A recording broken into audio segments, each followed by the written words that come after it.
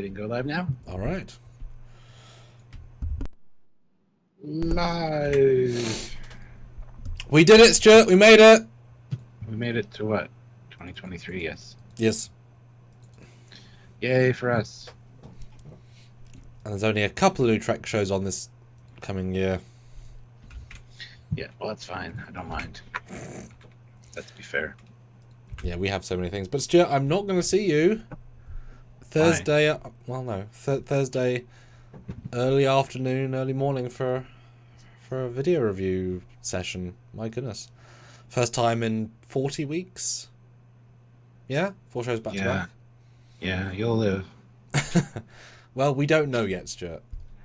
Wow. We haven't tested that in 40 weeks. So we'll find out if we can live without each other for one Thursday afternoon. I think we'll be fine. Okay. Maybe. Let's see if I can think of a poll. Which is quite a general topic. Like, it's broad. I don't know how I can do a poll specifically, but let's see what I come up with. Yeah. While we chat to the fine folk. So welcome back, guys. We're here today to talk about top 20 favorite Trek references from all the new Trek in 2022. They call back to a lot of things. You know, there's a lot of cool stuff. So there was a lot to choose from, and not an easy list. Probably not a definitive list either because it was really hard to do this one. But you know, general feel of what we're thinking. It was a real buffet of choice, and I'm sure the moment will affect. Yeah. Which is good. All right, just gonna do a poll in a second. Yes. And yes, Dan, I mean, you try making live content on a weekly basis, and yeah, of course, there's going to be some things that are similar, but this one we have not done yet. So, yeah, we're still like very close to 2022, so there's no sense, you know. It's day 9. It's what? Sorry. It's day 9 of 365 days. It's very early. It's day 9, so it's 2022 look back, still fine at day 9. We might have a few lives like and this, we, you know, took a week off, so it's our first week back in 2023. That's true. It is true. Very true. Yeah. So, anyway, guys, hit that like. Well, I'm gonna wait till he shares to do all that speech, but still hit the like button anyway. We want to hear your favorite things too. There's like 55 things that we kind of selected, and then had to whittle that down to 20, which wasn't easy. So. Samuel will have that pull up in a second here, but let's see. Making it a new year is really easy. Just do not die in the old year. Yeah, that's true. New teaser poster for Picard Season 3. Oh, really? Yeah, it came out like 1.5 minutes ago. I saw it just as I clicked off Facebook. I have not seen that yet. Yeah, Dave Blass posted it. It's nice. Finally shows lore, so it's actually the whole. Nice. So the poll is up. Do you need references in your Trek to older canon? Yes, it's all about the universe, or no standalone Trek, no references. Good poll. I mean, should be the easiest answer, really. Well, you get a few people like Steve Shives and stuff that doesn't think that's necessary. Yeah, but referencing, but I mean literally none. Like, you can't use any old planets, races, like nothing. Everything's fully fresh. You're on a new ship, fine with that, sure. New uniforms, new comm badge, new era. Like, basically doing a TNG again. Like, going so far in the future and not use any old aliens. They couldn't even call it comm badges because that's a callback. They always call it talkie badges. Or talkie jewelry. Talkie jewelry. Yeah, obviously you predefine what is not a callback. A ship called Enterprise is not a callback. It's just a ship name, or a combat isn't a callback uniform. Fine, but yeah, you'd say you remove a lot of things if you didn't do any callbacks. Yeah. I'm gonna start sharing. Cool, guys. Yeah, start sharing. That's my chance to tell you guys to hit that like button. Consider joining the channel. Make sure you're subscribed because YouTube likes to unsubscribe people for some reason. So curses to YouTube. But anyway, yes, please do all the things that we usually ask you to do, and also super chat during this live to show your support for the channel and for us, and for just getting your voice out there. We do read them all on the air, and we do talk about them, so we want you guys to be part of the conversation. So please super chat and do that. Be part of the conversation. And yeah, do the normal things. Like I said, there's a join button. Check that out. A monthly way to support us, or head on over to Patreon/TrekYards. That is another way as well. Or you can do any of the above, all the above. Hit like, do all the things. Also, there are links down below to our Teespring and our TeePublic store. So we have some really cool TrekYards merch there. So go check that out. And yeah, help us by supporting us any way you can. TrekYards references to previous TrekYards live streams. What? Oh dear.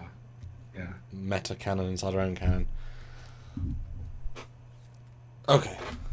Hi, Stu. How's the poll looking already? How's it, Amazing. Okay. Okay. I wasn't going to say anything because I didn't want to. As soon as you say something, you got that one person. Yeah, my thing isn't refreshing. That's weird. Okay, cool. So yeah, hi everybody. We've got 20 each. Now, when we have 20, our list therefore diversify hugely. I think I gave us, 45, 50 elements? So it's 55. Yeah, so we should have a lot of diversity here. There's probably more than that, but we only had 55 in our... Oh, yeah. Well, like, I didn't include stuff that was... Like, I did include the Klingon Bird of Prey, but that's a new design. Like, some stuff that's a derivation of an old thing, I didn't include as much, versus real canon brought back briefly. That I thought was my line. So there's a few things I ignored slightly, and a few things I included because like that could be interesting. For the most part, I included a lot of things. Now, what do you think? Sure, we missed whatever. Yeah, I did skim through all of Prodigy and Lower Decks, and then I thought back to Picard. Yeah. I skimmed the first and last two. Didn't bother Discovery because I don't think there's any canon in Discovery they brought back, to be honest. Have you got? There would have been the NX-01 and the Snow Globe. Dun dun dun. You don't remember the Snow Globe with the NX-01 in it? That was, I guess, a gift. Yeah. That's the thing. Yeah. It's a reference. Just saying. Ozzy Medeiros, $2. Oh yeah. The USS Okidoki coming in. That's a real thing, probably. So, when you looked at the stuff I sent, what did you think? Because there's a large variety in all the different shows. What was your first impression to how much is in this year? I thought I really wish Samuel lived closer so I could drive over to his house and strangle him to death. Great, good. Because this was a good topic, but it was so difficult to pick. And yeah, a lot of this stuff was kind of what I had thought when you mentioned it at first. I'm like, oh, okay, I can think of a few things, but it was a good list, and yeah, it was just a very difficult one to put together, honestly. I mean, the fact that in my thumbnail, and this isn't like cartoon drawn, we have the real Nana Visitor and Ronnie Cox, John Delancey, George Takei, and then TOS Canon back. Like, any one of those would be a good year. That's discluding all the other stuff. I think if we'd started the year, this would have felt impractical. Like, not only they're not going to pay for these people to come back, but also, like, Discovery made us get used to ignoring the canon, I think. Like, we're never going to see DS9 again, or this or that. But that is so much canon this year. It kind of shocked me when I put it all into one big folder, like, how many things have been included this year. Yeah. It's mostly new stuff. Like, we didn't get all old stuff, but we got a lot of new stuff, a lot of new old stuff. It was surprising. I was quite nice by it. Yeah, I was too. And actually, seeing it all together is like, wow, that was impressive. Because as we did it piecemeal, it's like, oh, that's cool. They brought that back. All right, cool. Yeah, exactly. But you kind of forget about it. Yeah. Yes, let's talk about something specific. So because 2021 did not have this much. Yeah. Not even close. It doesn't feel like. And then obviously the further back you go, even less. I mean, Picard season 1 had some stuff, but. Whew. Yeah. So good job. Even thinking about like Lower Deck season 1 was really keeping it to the chest of not being over the top. Then they just bring Sulu back. I mean, yeah. You know, going really going hard with it. Yeah. So yeah. Okay, why don't you start us off, Stuart? Well, first of all, was this an easy list for you to do? No. Okay, good. Sorry, thanks for asking. No, No, not at all. I was I think yeah, situational on my mood it'll change, because how do you quantify? Like, I often go with my gut reaction, so I have to justify them as I go through. Like, I had a reason, and I was less excited by the ones I didn't put in. It was fun to go past 10 though, because I wasn't a lot of the stuff. I was frustrated by that because I got to 10. I'm like, only halfway. God damn it! This has been difficult enough already. No, because Don't die. Thank you. I found a lot of this stuff. It's very personal, obviously personal preference, but like some of the stuff can be so minutia, because this isn't like best episode where you can actually judge it by its production value, its scripting, its directing. That's really genuinely constructible. You can understand it. This stuff is personal preference up to the T, right? It's all personal. There's no, like, neither of us could judge each other of any of this. It's completely our own thing. So I liked everything in the list, I would say, but I wasn't excited by apparently over half of them, because obviously we didn't put half. So yeah, really, we'll see, Stuart. I'm really excited to see what we say, because it was a very interesting list to make. What's your number 20, Stuart? My number 20 is Gary Seven's People, the Watchers. Hey, bringing them back was amazing, because that episode Assignment Earth was supposed to be a pilot for a new series, which honestly I would like to see still.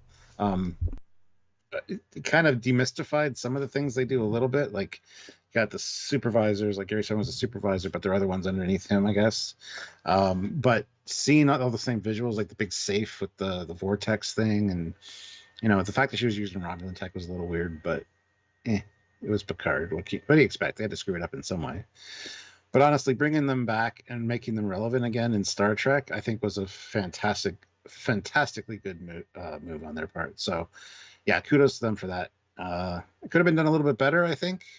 They didn't mention Gary Seven, but it would have been kind of neat to tie it into him more. Like, even have Roberta Lincoln show up. That was his female assistant, his human, like a pet.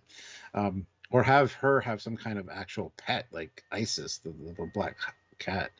Something like that would have been neat too. But honestly, bringing them back was amazing. So there you go, the Watchers. Yeah, I was thinking back to Picard, and I was like, oh, you got to include that, because how it plays into the story, she could be anything. Mm-hmm. And they don't really focus on the safe that much. No. And the devices are certainly quite different. So it could easily be totally different, but it's got enough of its flavour. I want to include it, because I'm pretty sure it's not on my list, but nice choice. And I know we were debating this obviously up until, so we were very, very in on this at the ground floor of like, oh, does that make sense? That makes sense. Mm-hmm. Mm-hmm. Yeah, it'd be nice to actually see kind of a montage of some of them over the years as she was describing them. Maybe would have been kind of neat as well. But anyway, small thing. Yeah, they weren't sure what they were doing really. Yeah, that's okay though. But good shout. That was a good one. Oh, these all more? Oh, they are, aren't they? Okay, my number 20 is the... Oh, God, what are they even called? Oh, I said them earlier today. It's Prodigy, it zeros people. Medusans, yeah. The Medusan and the Medusan's ship. This, I thought, was lovely, because there's no reason to do this, to include the Medusan ship. We easily could have said, oh, it's a new ship, cool. And it would have been fine. But to include the exact same one is both surreal, because it means it's very, very old, but it keeps TOS nacelles, which is beautiful, recanonizes that even more. And it once again, it's always nice when Prodigy continues to bring back legacy items flawlessly, almost, because Lower Decks is obviously through more of a less precise lens. Yeah. This has to be a lot closer, because of the way it's animated. And this was just entirely unexpected, entirely wonderful. And just the entire scene, the Medusan is very well done. If you're going to show a Medusan hive nest, it's great. So just, for references, it's it's functional, it's wide, change what's not broken.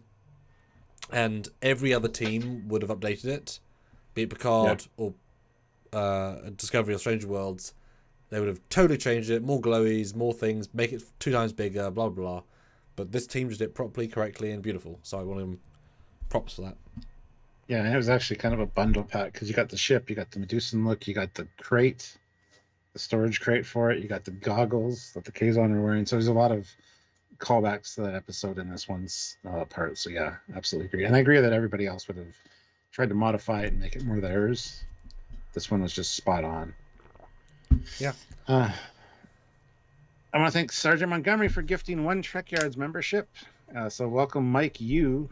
Hi, Mike Yu. Member of the channel. So thank you. Welcome. Put some emojis in and let us know. And guys, yeah, vote in the poll.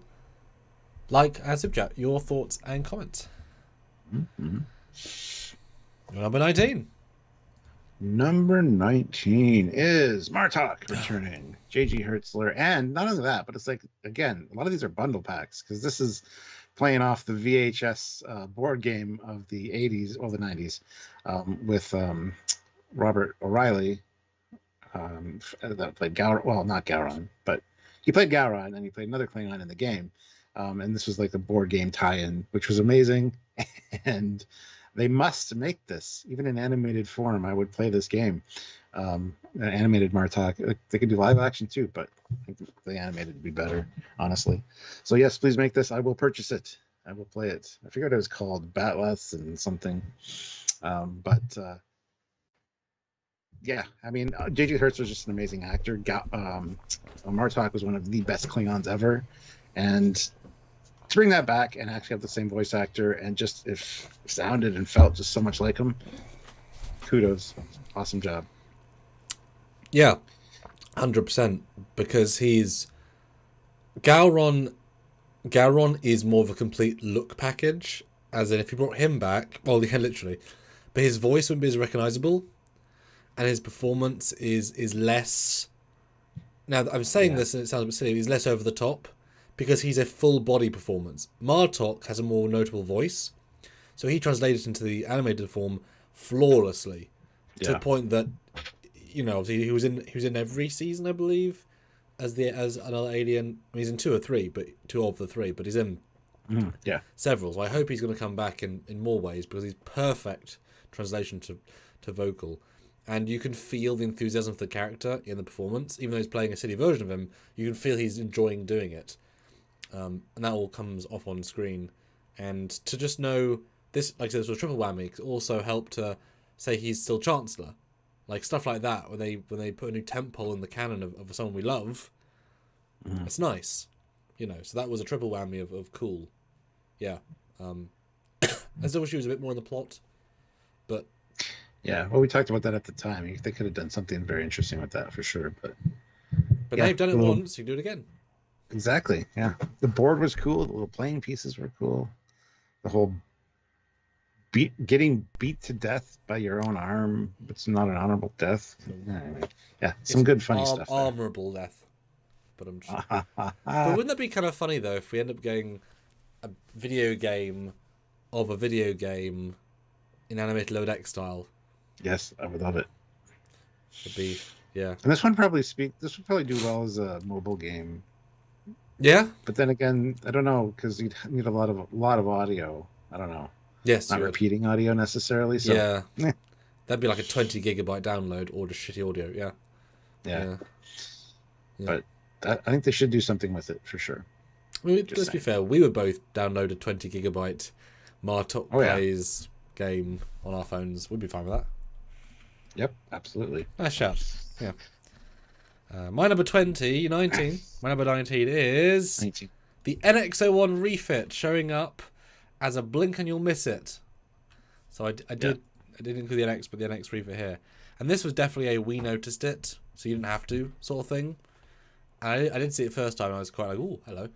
And it's great because it's just the Eagle Moss model, so just put on set. So, a fictitious item, a ship, gets digitally created, recreated as a print, mass-produced, fictionally. It's also not a real canon ship. Then gets put back into a TV show, the same prop that was made, that everyone has, and then becomes canon and a canon ship.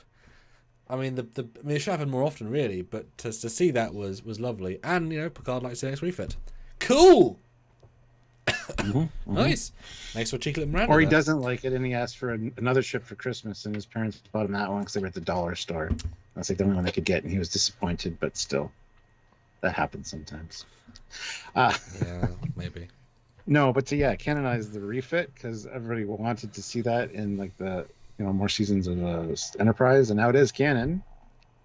Also, there were some other ships there, like the Promelian battle cruiser inside the bottle, which was really neat. So there was a lot of nice little references there. Yeah. But this one was special for obvious reasons. Yes, absolutely. Yeah. Yeah. I wish we could have seen it closer. Like I wish we would have been flying it around or something. But it's a very much blink and you'll miss it. And there's like one shot where it's kind of visible. And well, literally, like 2 frames later, he covers it. Yeah. And 5 frames earlier, it's blurry, so it very much. But you know it is. Like you can't mistake the way it stands up, etc. So yeah. Yeah. Yeah. My number 18. This would be.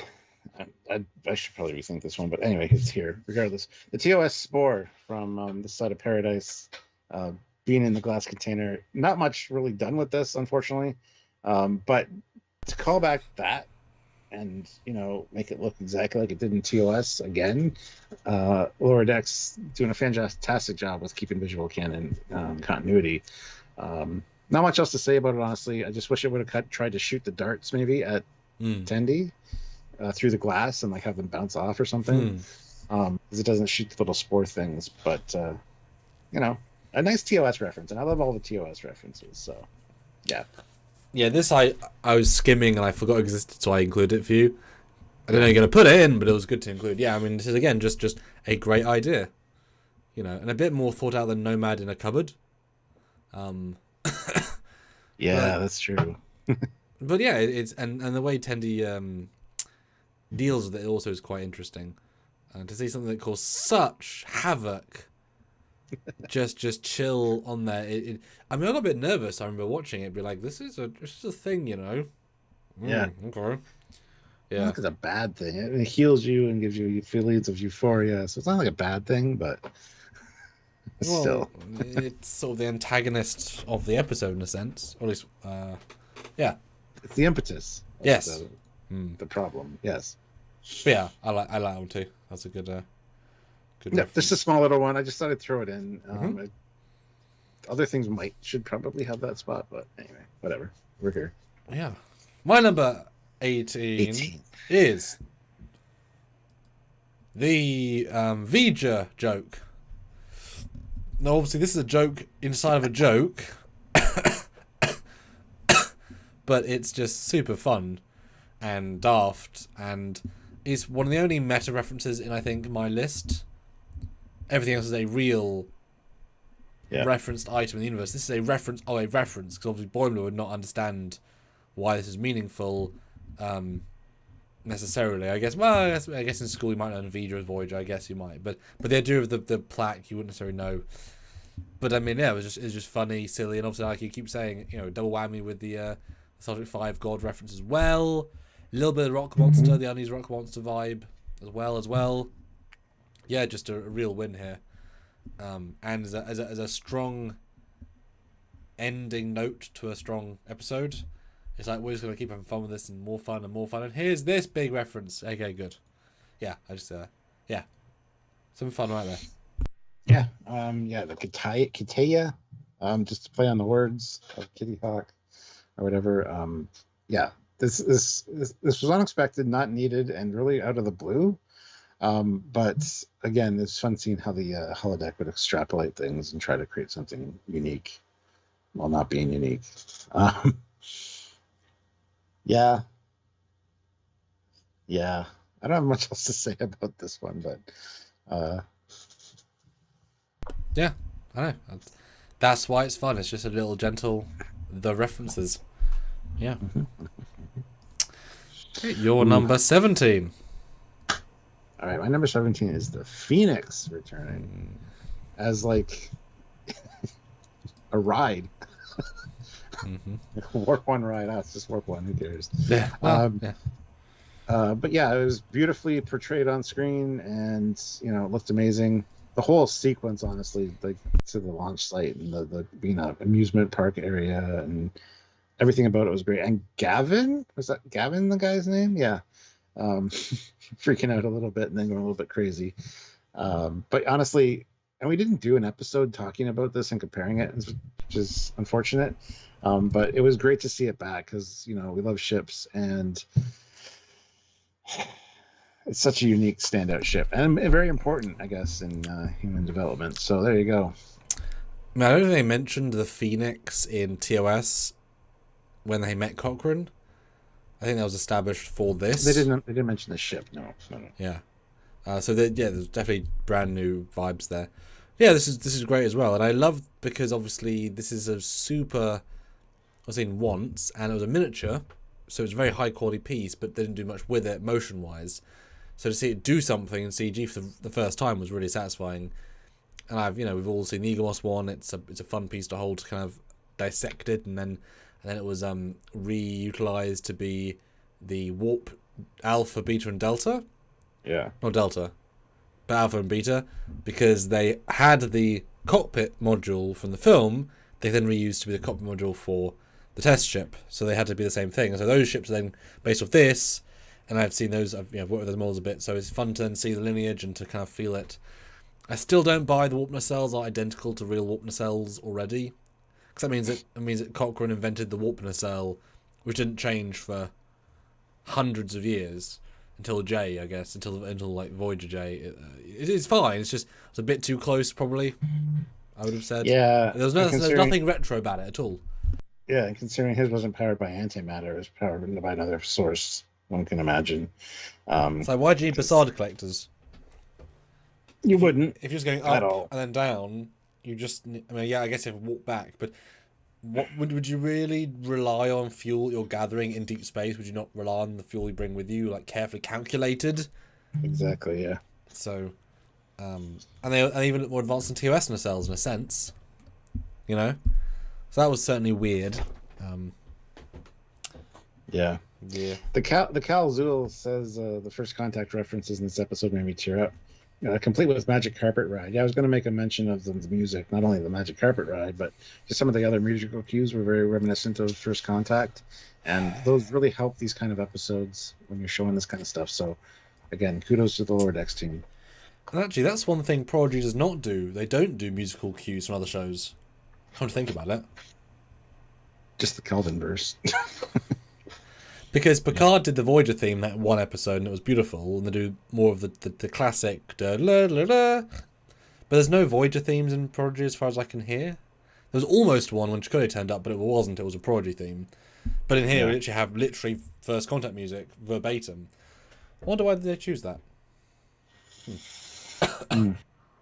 Listen, Jericho says trying to think of anything in disco. Like I said, the little snow globe with the NX-01 in it. There's a dry dock named Archer Station or something. Like, there's name drops.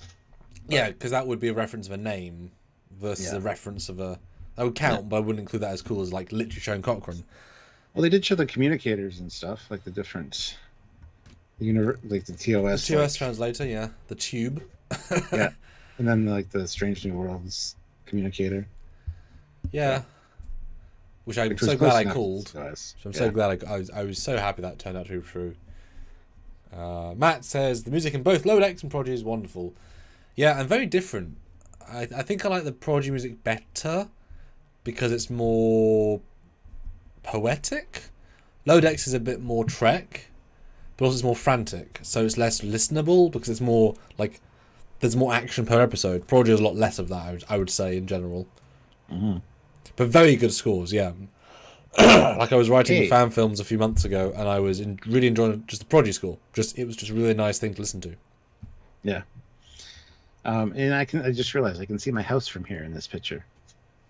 What, are you Colonel O'Neill? What are you on about? Yeah, but London's like right there. I can see it. I can't see your London. So. Oh, you never see my London. So what's your number 17, sir? That's a good reference. So my number 17 is Bateson, Norman Bateson. Now this, of course, you threw in a ship that is animated, an interior, exterior. I'm throwing a still frame of a random bearded guy. But Bateson, yeah. But this is, I said to you at the time, a lot of these sorts of references are symbolic. They mean more than you would... If an animator was given the task to make this, they would not think anything of it.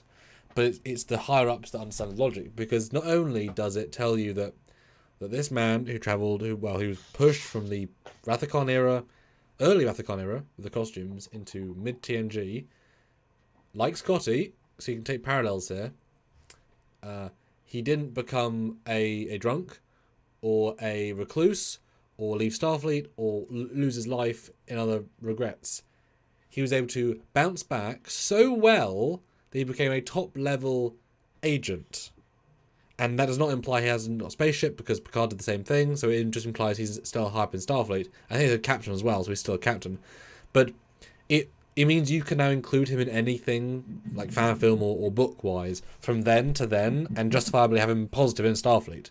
And that's just so nice to know, that tie-in. It's tiny. And it could be anybody or nobody. Could be nobody. But it's such a rewarding thing. I really hope Kelsey Grammer was like told that he's been recanonized as like you could come back in Lower Decks or Prodigy or flashbacks, whatever. He exists. Great. Yeah, because anything there's so many one-offs, right? Like same with a famous one is Roga Danar, with a planet where they just end with the coup, right? Until someone does anything with it, it's just Pavlov's massacre. Yeah. Yeah. But if you include him, to phrase that, yeah. But if you include him like as part of Starfleet or his kid as part of Starfleet in Prodigy season 3 or whatever, that would suddenly change the entire context of the episode radically and for the better. So that's what this does, and I really appreciate them doing this. Sorry, it's just my spiel, but it's important to me, I think.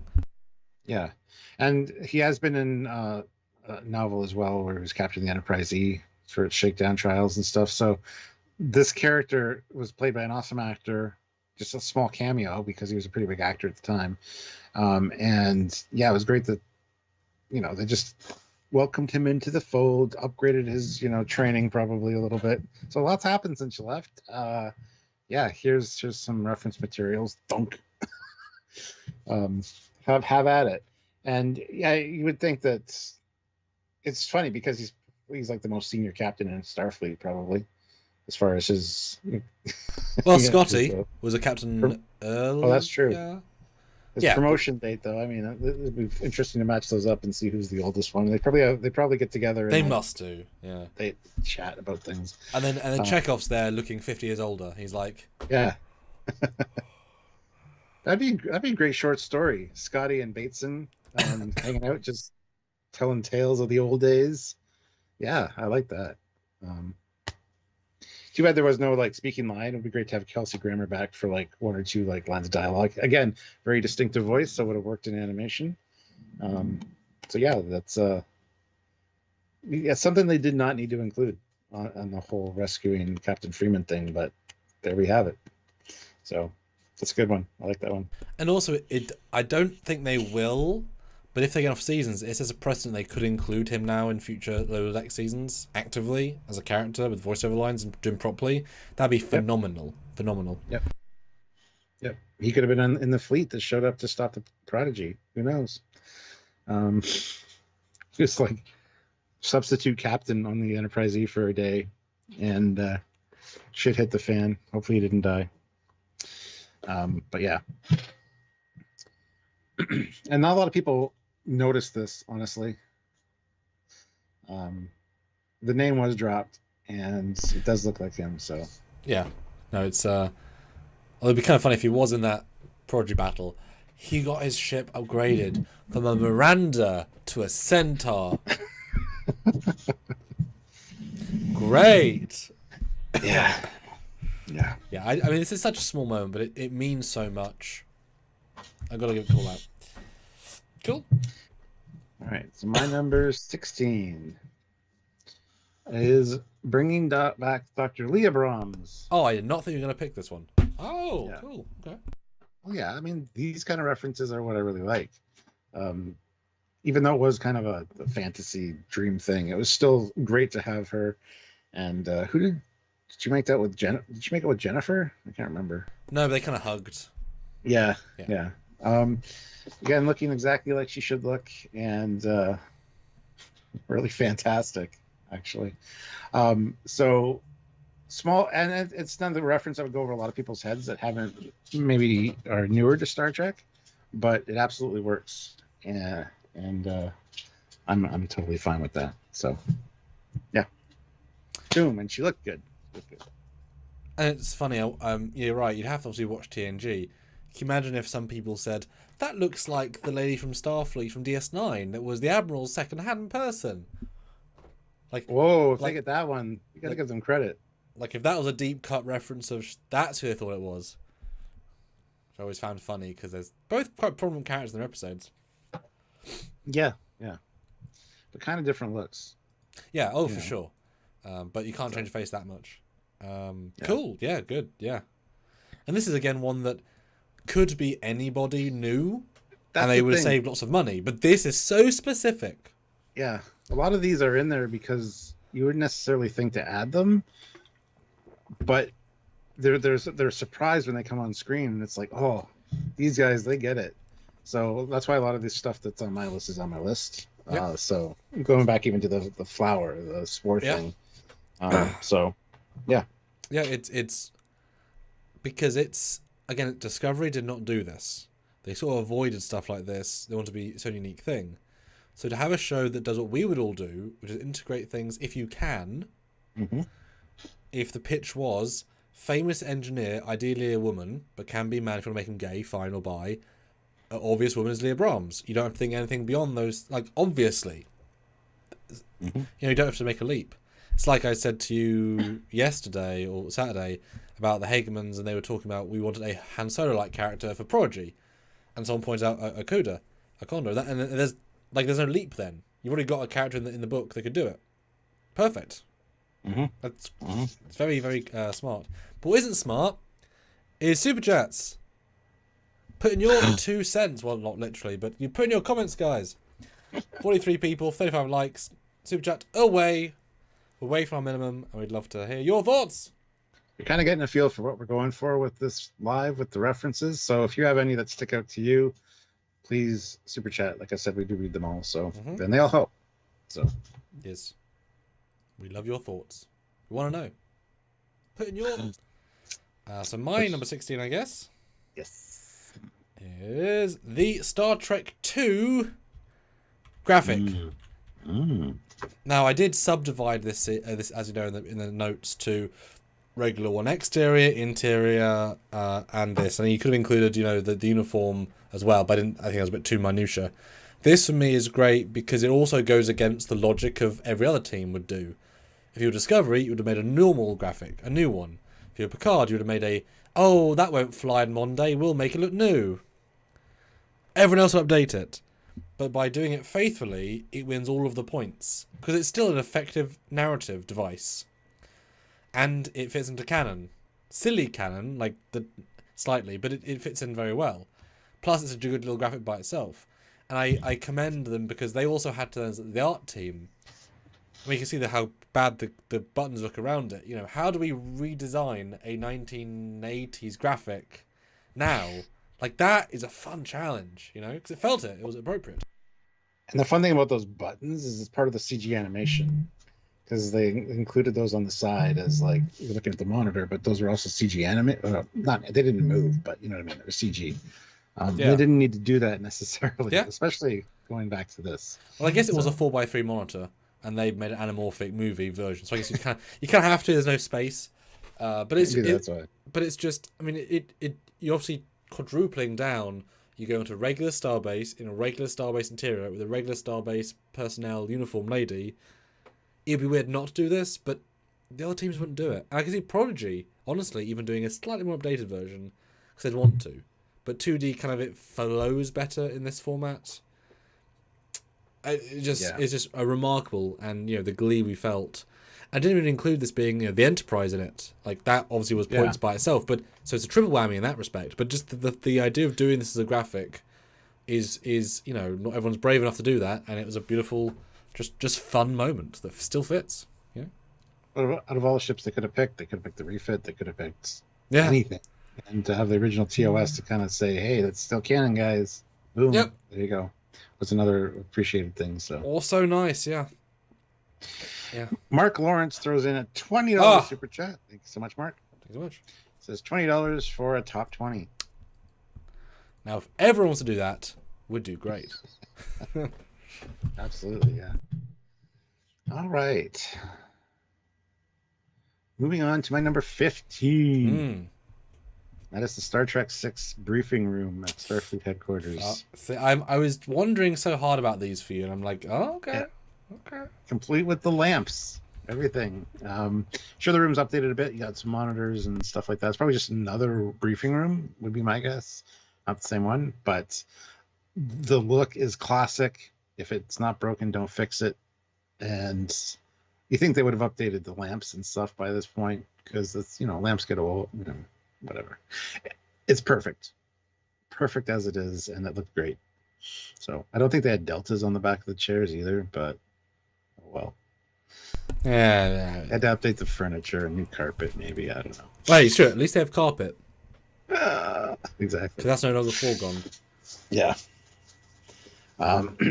Even the lighting in the room being darker because they're doing the presentation thing was great. But I do love the big monitor. I wish that was in Star Trek 6. Let's be fair. Make a director's cut and just do one change because it's perfect otherwise. Yeah. It's the one change.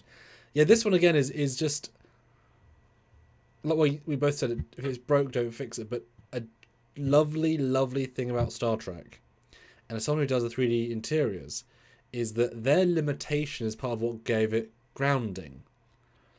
If they had the budget to make a new bridge for every new ship, we would have had an entirely varied spectrum and no consistency. The fact they were limited by, we have a battle bridge which we can kit bash, and also later on another set we can kit bash, meant that most bridges, the challenge was how to make them look different without changing the structure of it. And so each new bridge was grounded on literally the foundation of what it had, but made look new. And the fact they made so many new bridges based on the same thing is a feat of impressiveness, right? Then we get a new thing like Dauntless or whatever, like that's radical, then it's great. It's a different version. So, like these things that exist in the Trek universe. It's because this isn't just a movie or TV show made in the 1980s. This is the 2400s. They've had a table in a building in the future.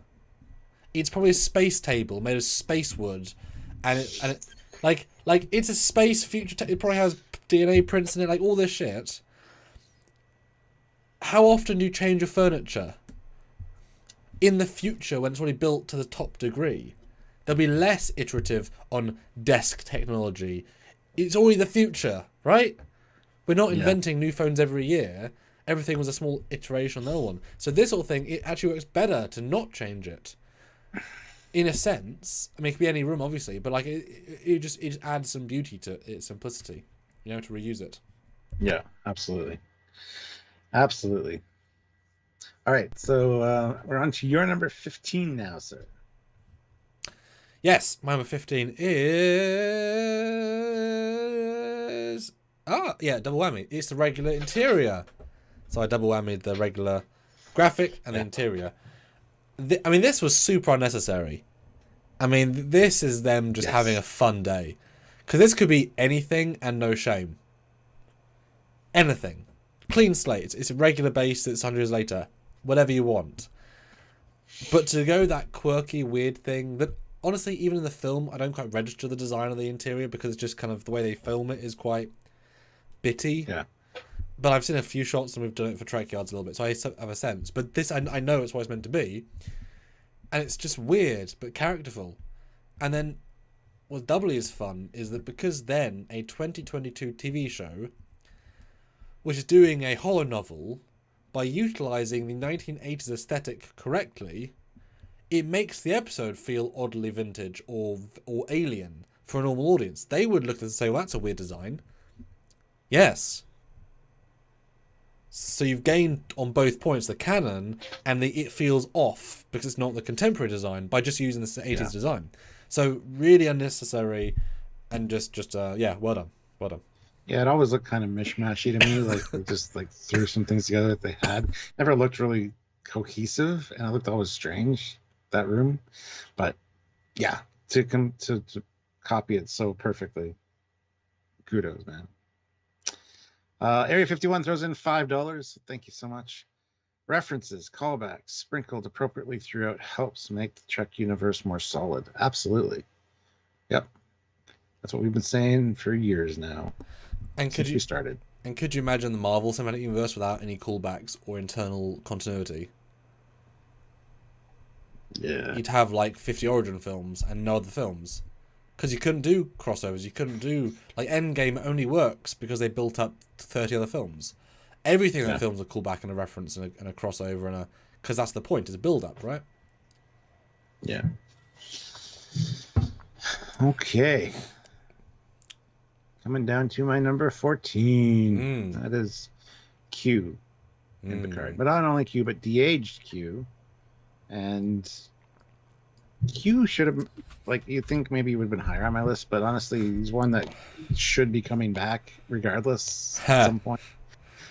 Cisco really should be as well, but this just worked perfectly, and especially in a show called Picard, you can't not have Q. So, but the de-age scene I think was very well done, fun to see, and I just wish that his story would have been a little bit better. In the grand scheme of things, because it is confusing as to what has actually happened to him. Yes, he's dying, but again, he could be like a couple millennia older than we last saw him, and he's just, so yeah. And getting John Delancey back was just, again, obviously. Yeah, this was my hardest one to pick. I'll be honest, and it did not make my list. Really? Because I kept thinking, obviously he's on my list, but everything else pushed him back. Yeah. Just because he's not in it enough, he's barely in it, and the storyline is not well thought out, really. It let itself down in thought. It starts and ends well, but that's because a setup's normally quite good and a payoff's normally quite good. But the middle, you can tell there was no rudder of where to do it. Yeah. So, yeah, that's why.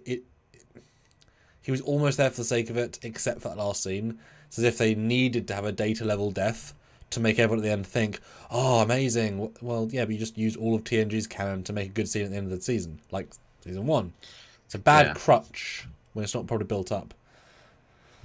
It was also the get-out-of-free-jail card for Eldor, so... Yeah. Who then we know isn't even in season 3, so... But the reason I include the de-age thing is because this is a whole new way of doing it. This was a weird one because I do a lot of de-aging, and the hair is what's impressive. That's really good fake hair. Because it's if you're doing it as a Marvel film, it would be a CG face. Clearly, because the way they cut it, it's a face on his face because he hasn't moved, right? But it's too good to be a deep fake. And there's a weird realness to it, which is too real. Well, I was just about to say, the funny thing to me is it looks like a painting, like a really good detailed painting, because something's just slightly off about it. Yeah. But it's such a quick scene, and again with movement and a little bit of motion, whatever, it's not that noticeable. It's the best way of doing it. It was the best way of doing it. Yeah. I think it was a frame by frame AI remap. That's what I would do. Probably. But the hair is really good. But the scale of his head to his body looks wrong. That's what gets me. Because, like, they had to... Normally when you do a de-age of a high end, it isn't just the wrinkles, it's the fact that our faces get saggier. So you actually got to tuck certain elements in, which then change the shape of your head, which then means you have to add stuff below that, which wasn't there before, which then changes the shape of your neck. And that hasn't come together perfectly, but it never does because your brain sees the disconnect. But it's very well done for what it is. Mm-hmm. It's a weird... I'd love to see the technique. It's not a CG model. I can say that. It's too good for that. It was probably... Yeah, like I said, it's probably a de-aged frame mapped. But the hair's really good. The hair might be a full CG redo. Because you wouldn't matter if the hair was fake. Because he'll have different hair anyway. Like, he had a goatee in the next scene. So they could... Yeah, because like, he didn't shave his face for this, did he? So he had to then make... Yeah, that's partially why, probably. It's probably a re-out. Yeah, it's a re-performance with no facial hair as well. Yeah, basically, it's just well done. It's just a very different way of doing it. There's loads of ways of doing it. It's a pretty broad system. Yeah. All right, so time for your number 14. Yes, my number 14 is the TOS Communicator. Very minor in the grand scheme, but it was rather highlighted in this episode of Prodigy. It was both literally a hero moment where this race, Enterprisians, or Enterprisians, they still have some of the tech, so they can brandish it, which is great because not only shows it's still active after over 100 years. Awesome, that's a nice thing because they'll probably take care of it. But batteries run down. I mean, the power of a charger, but like the tech is still working. And it looks great. It's not like scuffed or anything. But then we see Dahl use it actively, or like the team use it as a real piece of tech. So they respect it fully as a working thing. They don't say, "Why is this piece of garbage?" Or like they don't reflect on it as a vintage piece. And of course, it's unchanged and just looks beautiful. And just like it's a really iconic design. I think almost ages better than the phaser. Because like the things like the emitter and the phaser don't quite know what they are. It's a crystal. What does that mean? This is just a phone with like a nice design. And yeah, you slim it down by 30%. You've got and you a screen. It's modern, right? It's something you have to do to it practically. But just seeing it, like it doesn't look dated. Doesn't look aged. It looks just nice. It's great. It's really great. We say unchanged, but they did have those extra wires. Well, yeah, snaking on it, which I liked. It's more for the phaser of the wires, but yeah, they're very, very subtle. Yeah, but yeah, and the scuffing on it as well to show the age because there's some scuffing on the black. Real. So I like that. Yeah, yeah. It's probably it's great seeing those back. Honestly. Yeah, Jadzia would approve. And the classic black with the silver highlights. Yeah. Sexy for a reason. Yep. Sexy for a reason. And again, you're right. There's nothing you really have to change on it at all to have it. It still feels futuristic and modern. So, damn. Yeah. Good call out. Yeah. All righty. Guys, need more super chats. So if you want to super chat in and give us your thoughts, anything, now you're definitely getting a feel for what we mean by references. So if there's anything that sticks out to you, please super chat. We will read it. And don't forget to hit that like button as well if you haven't already. I want to get to 50 likes. That's another 8 likes. But we're just barely over a quarter of our minimum, so if you can super chat, we'd appreciate that. So, we would. Thoughts? We want to hear your thoughts. Yes. All right. Go vote on the poll. We have 58 votes. What number do you want to get to for the poll? I think 65. Do you have another poll idea? First of all? I can do. And just for reference, something happened. There's currently an event happening right now with the entire Picard cast. It's a press event. TCA 23.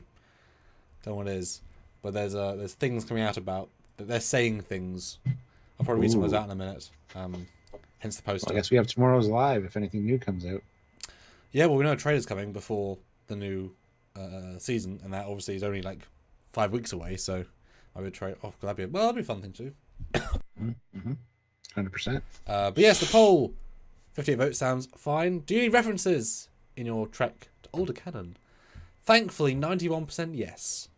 8% no. There's only going to be like 2 people. So. Yeah, 2 or 3 people. Yeah. Yeah. Shame on you. Excellent. Oh yeah.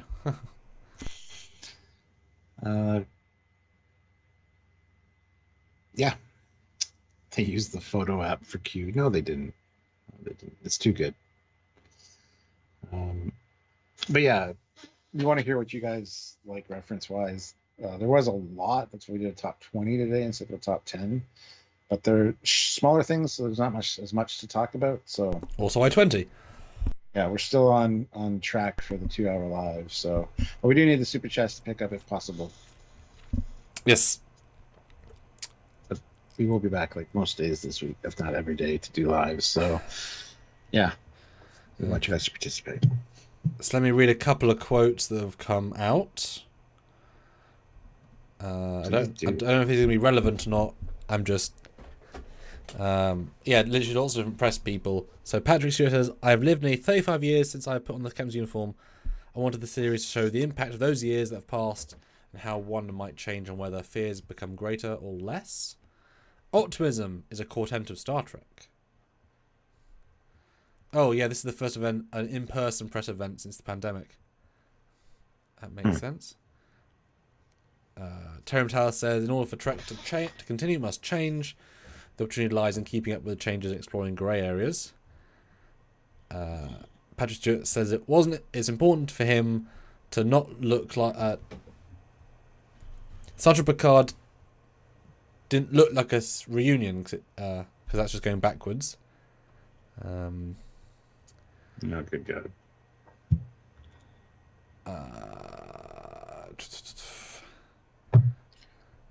Sounds like some discouraging things. Sitting in the press session, it's supposed to be the final season for a show centered on Patrick Stewart's character.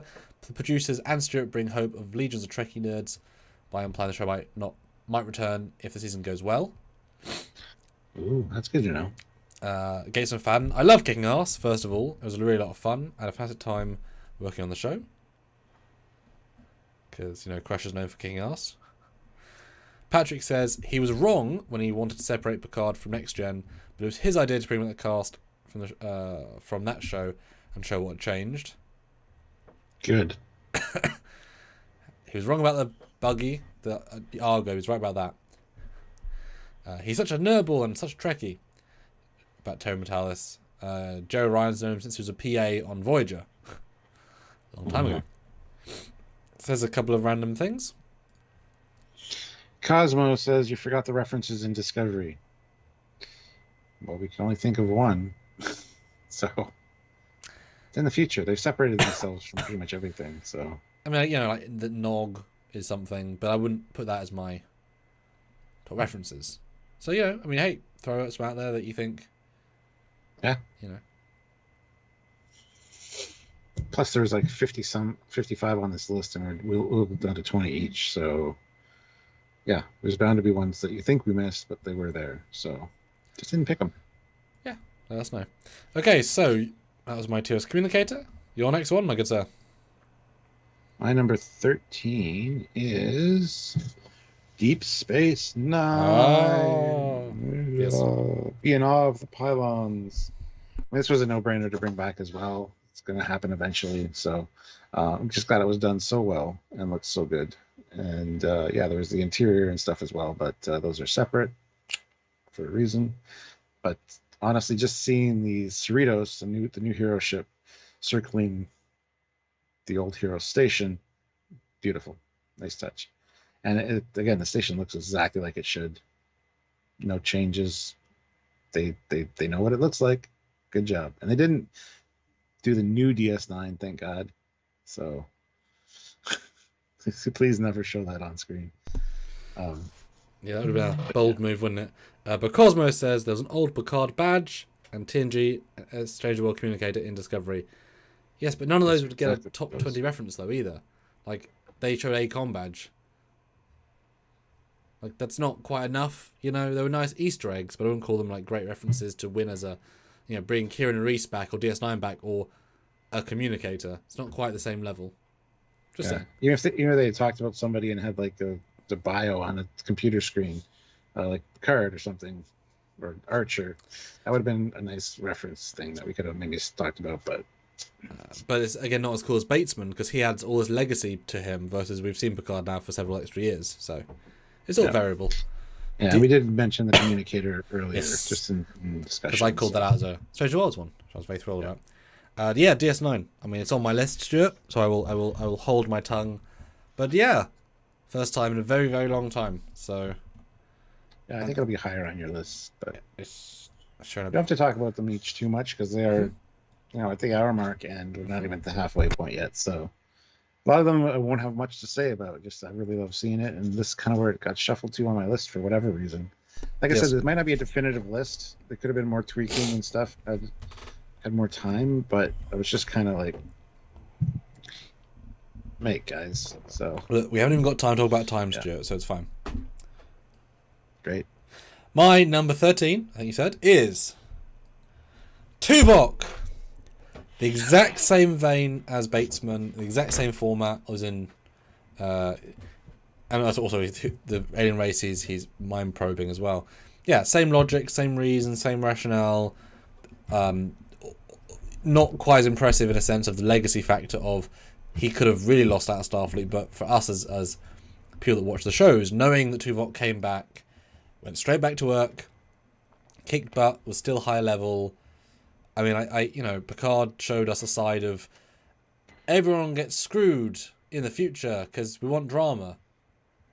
Whereas really it would be, he's been in Starfleet for 60 years. He's going to go back to Starfleet and do his job and be good at what he does for at least another 20, 30 years. Like, yeah. Like, that's fine, you know. It was a small part of his life, relatively speaking, the Voyager stuff. Like, he was on Excelsior. Like, he was on the Excelsior. 7 years of Voyagers, you know. So, just to know he did that, you know, if I want to reference Tuvok, I'm confident I know what he did. Same with Paris, seeing him, obviously. Less informative. He was just doing he was still there. He was doing a cruise of people, of ships, but what was he doing? Don't know. As in, job-wise.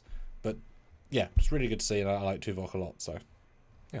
Wish there would have been some lines from Tim Russ, but, again... Well, same for Season 6. Hopefully. Which we want to see, obviously. Yeah. Season 6. Season 6. All right, so on to my number 12.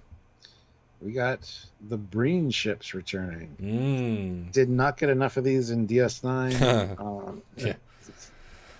You know, we saw them in a few battles, obviously, but near the end of the Dominion War and the series. So, again, not as much love as they could have got, I don't think.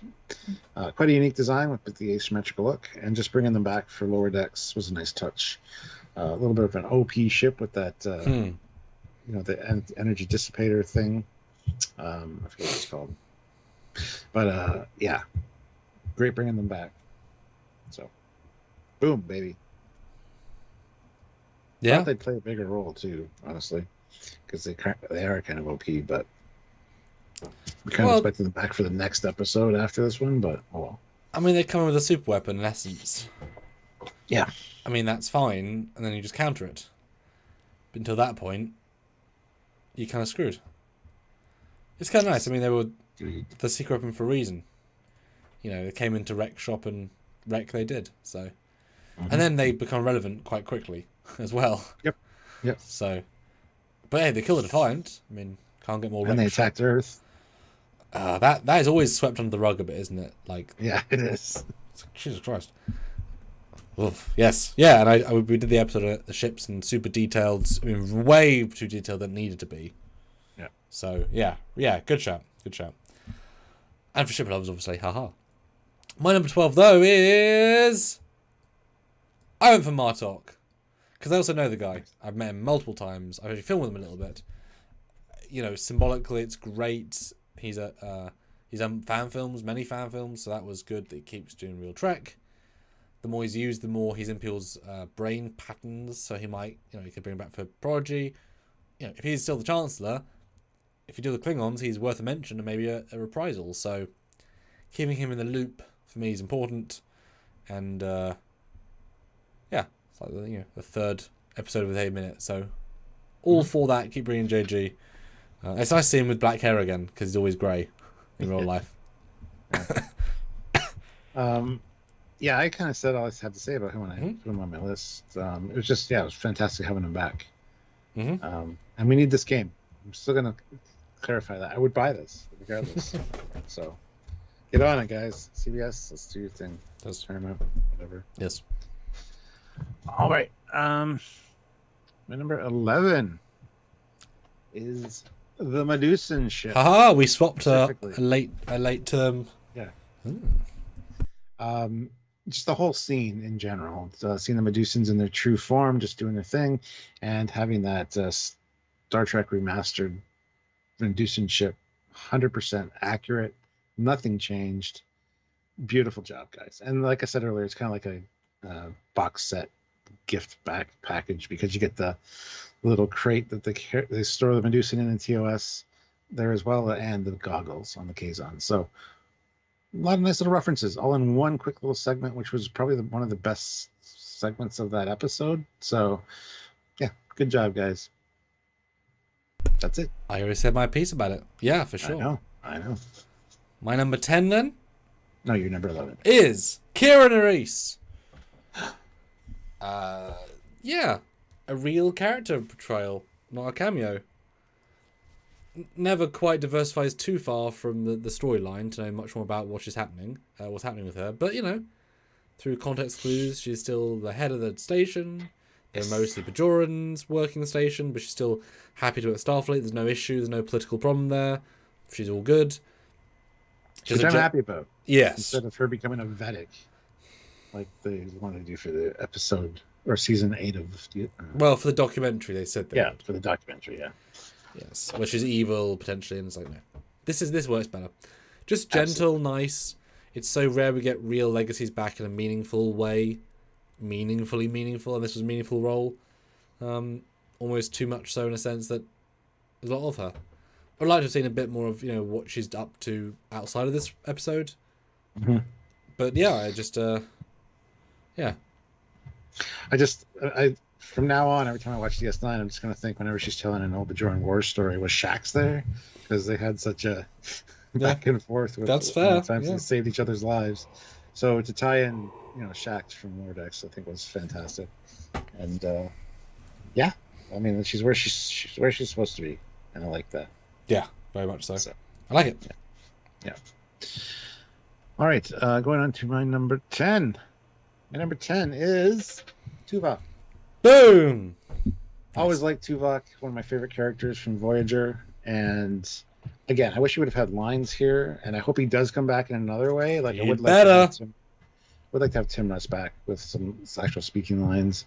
But such a great character. And like you said, just to know that he came back from Delta Quadrant, didn't retire or anything. He just kept doing his thing. And in fan films and stuff, he became head of Section 31 and all this. So I like that he's still doing what he needs to do. Mm-hmm. And it was such a quick scene, though. But oh well, he's back, and I like it. Yeah, I agree. There you go. And it's amazing because it's a still frame, but it just meant so much. Yep. Yeah. Now number 10, Stuart. Yep. Halfway mark. The Nobulans are back with the Prodigy guy, and this is a fun one because it could have been any race under the sun, new, old, radically alien, or not. Doesn't change the character in any way, but first time we've seen this level of animation. We saw it over them briefly in Lower Decks as well. They got massacred, I believe. They got killed. But this is a bigger performance. And it just sort of, every time Enterprise is used in some way, it's refreshing. Because they have had a lot of aliens that were rather good. They did a good job. And Mike Westmore, still in the chair, inventing stuff always, and just very, very talented man. And it was just great to see Denobulan back in a full force way. I hope we get more random Denobulans in the future, because Phlox is a great representative, and I want to see more of them. Mm-hmm. I agree with all of that. And, just knowing they're part of Starfleet now, officially, because, Phlox was like an exchange doctor. It's not really part of Starfleet, per se. Yeah, that's true. But also the fact that this is the only guy on this station, like I like to point out, they don't have to sleep. They only have to go into hibernation every 8 or 9 months or whatever. So he doesn't need to sleep.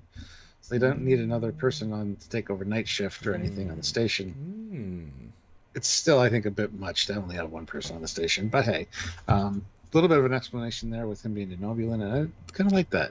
So they're sending other staff later. They'll arrive on Tuesday in 3 months.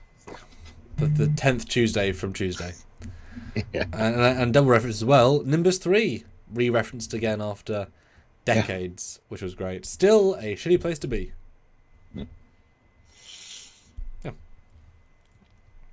Yeah. So was your number 10. Now we're in the top 10 now. Sounds like a regular live top 10. All right. My number 9 is Admiral Jellico. Having Ronnie Cox back was great. Dan Ben in the chat earlier said that if he wouldn't have been told it was Jellico, he wouldn't have realized it. I think he looks enough and sounds enough like Jellico, though, that again, you didn't have to get him back. You could choose from anybody. You could make a new admiral. But to see what Jellico's up to now, no longer a captain but an admiral, and still being kind of Jellico-y, was fantastic. We need more of this kind of stuff coming back, in my opinion. And I really wish he would have been there as part of the fleet. Yeah, I say that, but then I would be worried that he's dead after that battle. But yeah, he was only on Earth, but and I love how Janeway kind of like had to shy down, like back down from him a little bit. She wanted to do her thing, and he's like, nope. And she's like, oh, okay, because she's not a full admiral yet. She's only a vice admiral. So he's still got authority over her. I thought that was fantastic. So yeah, this was one of those ones where it was a tease while still being an appearance, meaning it wasn't a cameo because his structural where he was in the story was a beatdown character to our lead. But by choosing to pay this guy, who's obviously going to charge 10 times more than Joe Smoggs, who comes in to play the Admiral, tells us he's in Season 2. And we've set up the chemistry between the two by using him in Season 1. And that's exciting. So it's a tease while still being a fully functional performance, because he's not the guy to mince words. He doesn't need to have a flowing speech of why Janeway's wrong. He, of all people, is going to be crisp, quick, pay him less than an hour's work for the voiceover booth, right? Like, that works for him. So it's a very smart choice. Although it could have been, can you imagine if it was Admiral Chekhov? yeah, something like that would have been cool. That's what I mean. Like, there's so many opportunities to bring in other people. Yeah, because this is although if are we implying then that Jellico is always Chekhov and have been in the TOS era? Well, no. But, so they're an Admiral Nechev, too. Oh, Nechev. Yeah. Nechev, yeah. That's great. Both ball busting. She can get, Janeway can get both Maybe they're admirals. married. Maybe Nechev and him are married. I wouldn't be surprised. Or they go fencing as sparring partners. Yeah. That's great. Yeah, that's actually really kind of funny. The two ball busting admirals. Yeah. Well, they might butt heads too much to go along, so who knows? Yeah. But no, yeah, great choice. I just want more of him, obviously. And hopefully some non view screen shots. Because then I wish he would have been in the last episode as part of the panel. Yes, that was obvious. Yeah. I'm surprised they didn't do that. Because then you have a lot more subtle nuance with an in-person performance versus talking to a screen. So, yeah. I would have loved if he came out at the end and said, gruff, harsh dad voice, Gal, you've been accepted into the program. Not Starfleet, but and then Janeway comes up behind him, kind of thing. That would have been great. Yeah. Ran out of time. Anyway. Ran out of time. My number 10? 9. 9 is... Because I have no numbers, so I'm trying not to show what it is, so the Xindi! They're back. They're back. Once again, we're not ashamed of Enterprise. We embrace Enterprise. Not just that, but we're not going the cliche. Despite them being the ostensive villains, they are just the security guards. And they don't do anything that's truly negative. And also the uniforms... Do their job. They're doing their job. So, and as I said about... I've always talked about this before, but just like Bateson, it tells us that they left the Death Expanse. They weren't hated by the community. They found a place as being security team people on a normal colony. Nothing radical, nothing, but just normal colony. Not a black market smuggling place. Not a... Like, it was a bit dodge, but not very dodge. Like a classic Outer World dodge. Yeah. And they weren't pretending to be really evil. I like that. It's like it's the same thing as the Gorn in TOS. Hiring the shawarma guy, the kebab guy, entirely, rounds out the Gorn of the legacy that we eventually make friends with everybody. And the fact they took orders from Janeway as well. I forgot that I just was saying about the Gorn. Like, they were actively working with and didn't... Janeway, I hate you. No, I just love that refinement to the context. Because now I can mention Xindi in my fan films if I wanted to. And, doubling down, because we have seen... And this I would find harder to believe, but we've seen it. We've seen the Suruk classes from the Vulcan fleet. Yeah. Those ships are very, very old. Does that mean I can include a Xindi reptilian ship? It's just as old. Yeah, probably. Probably. I wouldn't necessarily want to, but I could.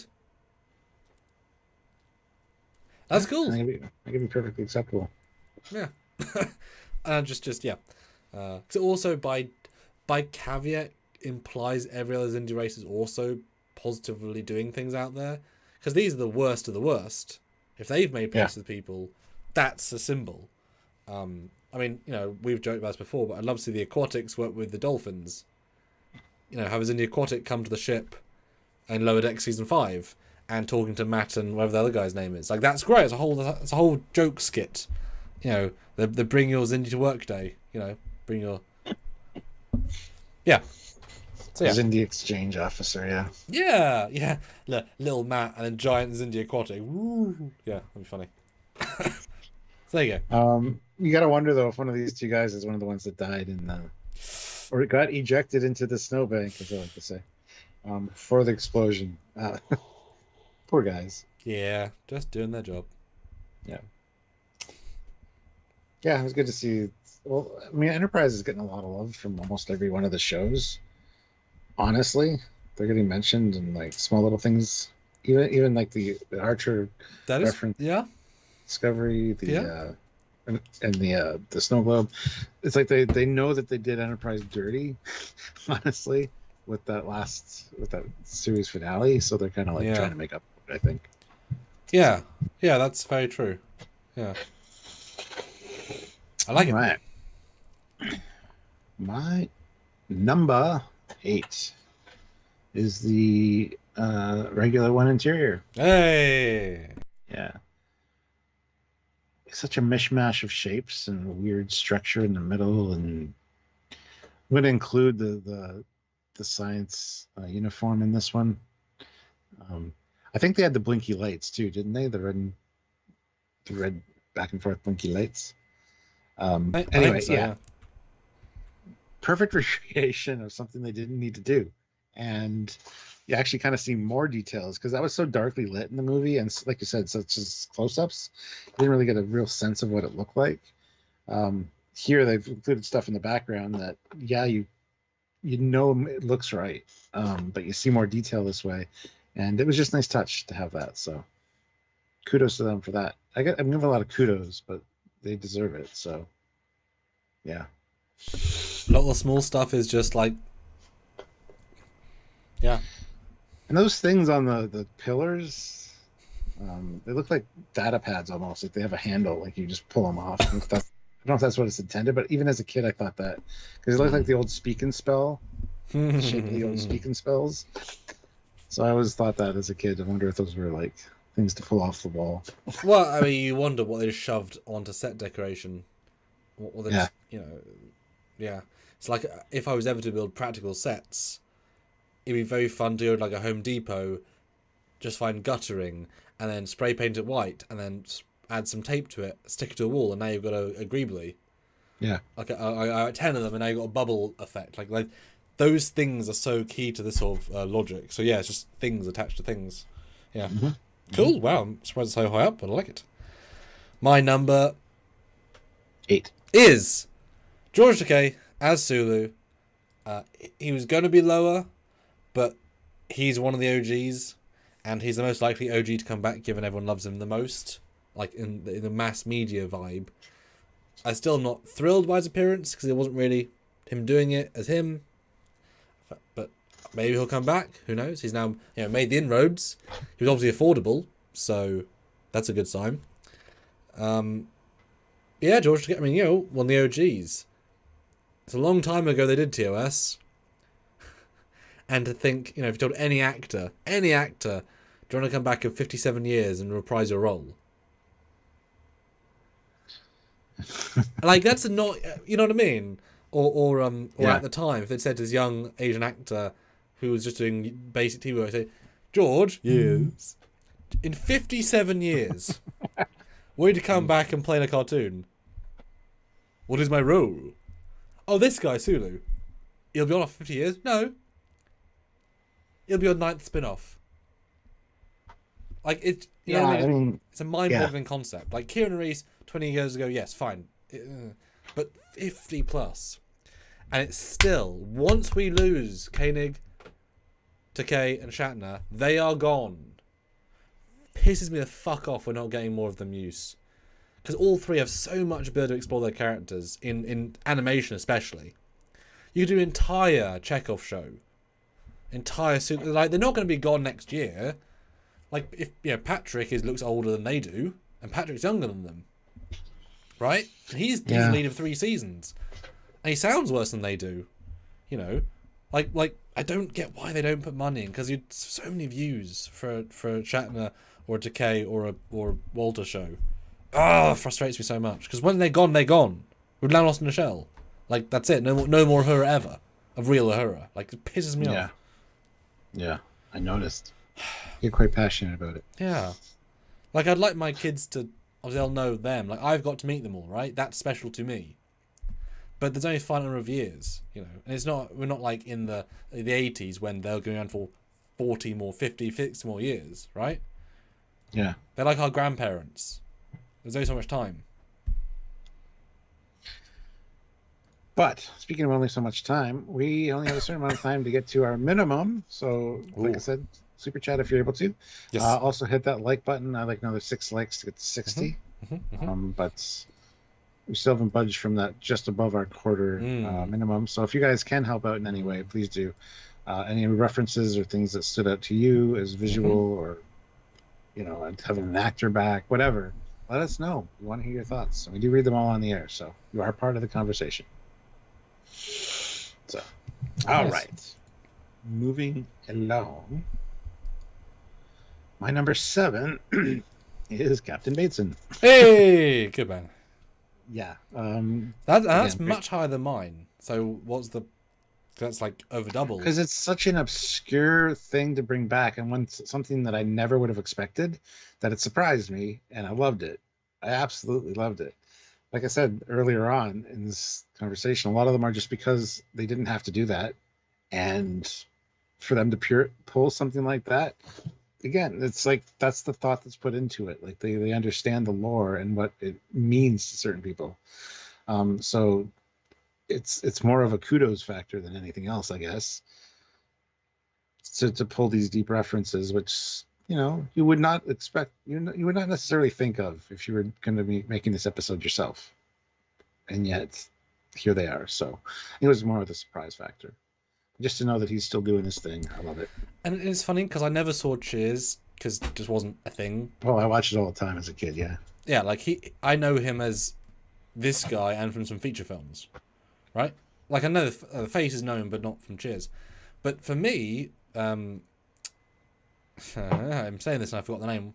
The episode's called Future, not Future Tense. Cause and Effect. Yeah, one of the most iconic TNG episodes for me personally.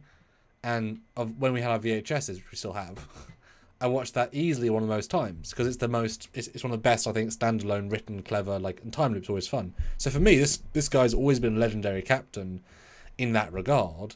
And then having read the book he's in, which is a really good book with Scotty, for me, he's not obscure at all. For me, I just love the episode. It's like parallels. Yeah. Do you know him as Sideshow Bob from The Simpsons? Oh, yes, isn't he? Yeah. Never made that connection. Because of the hair. Ha! That's funny.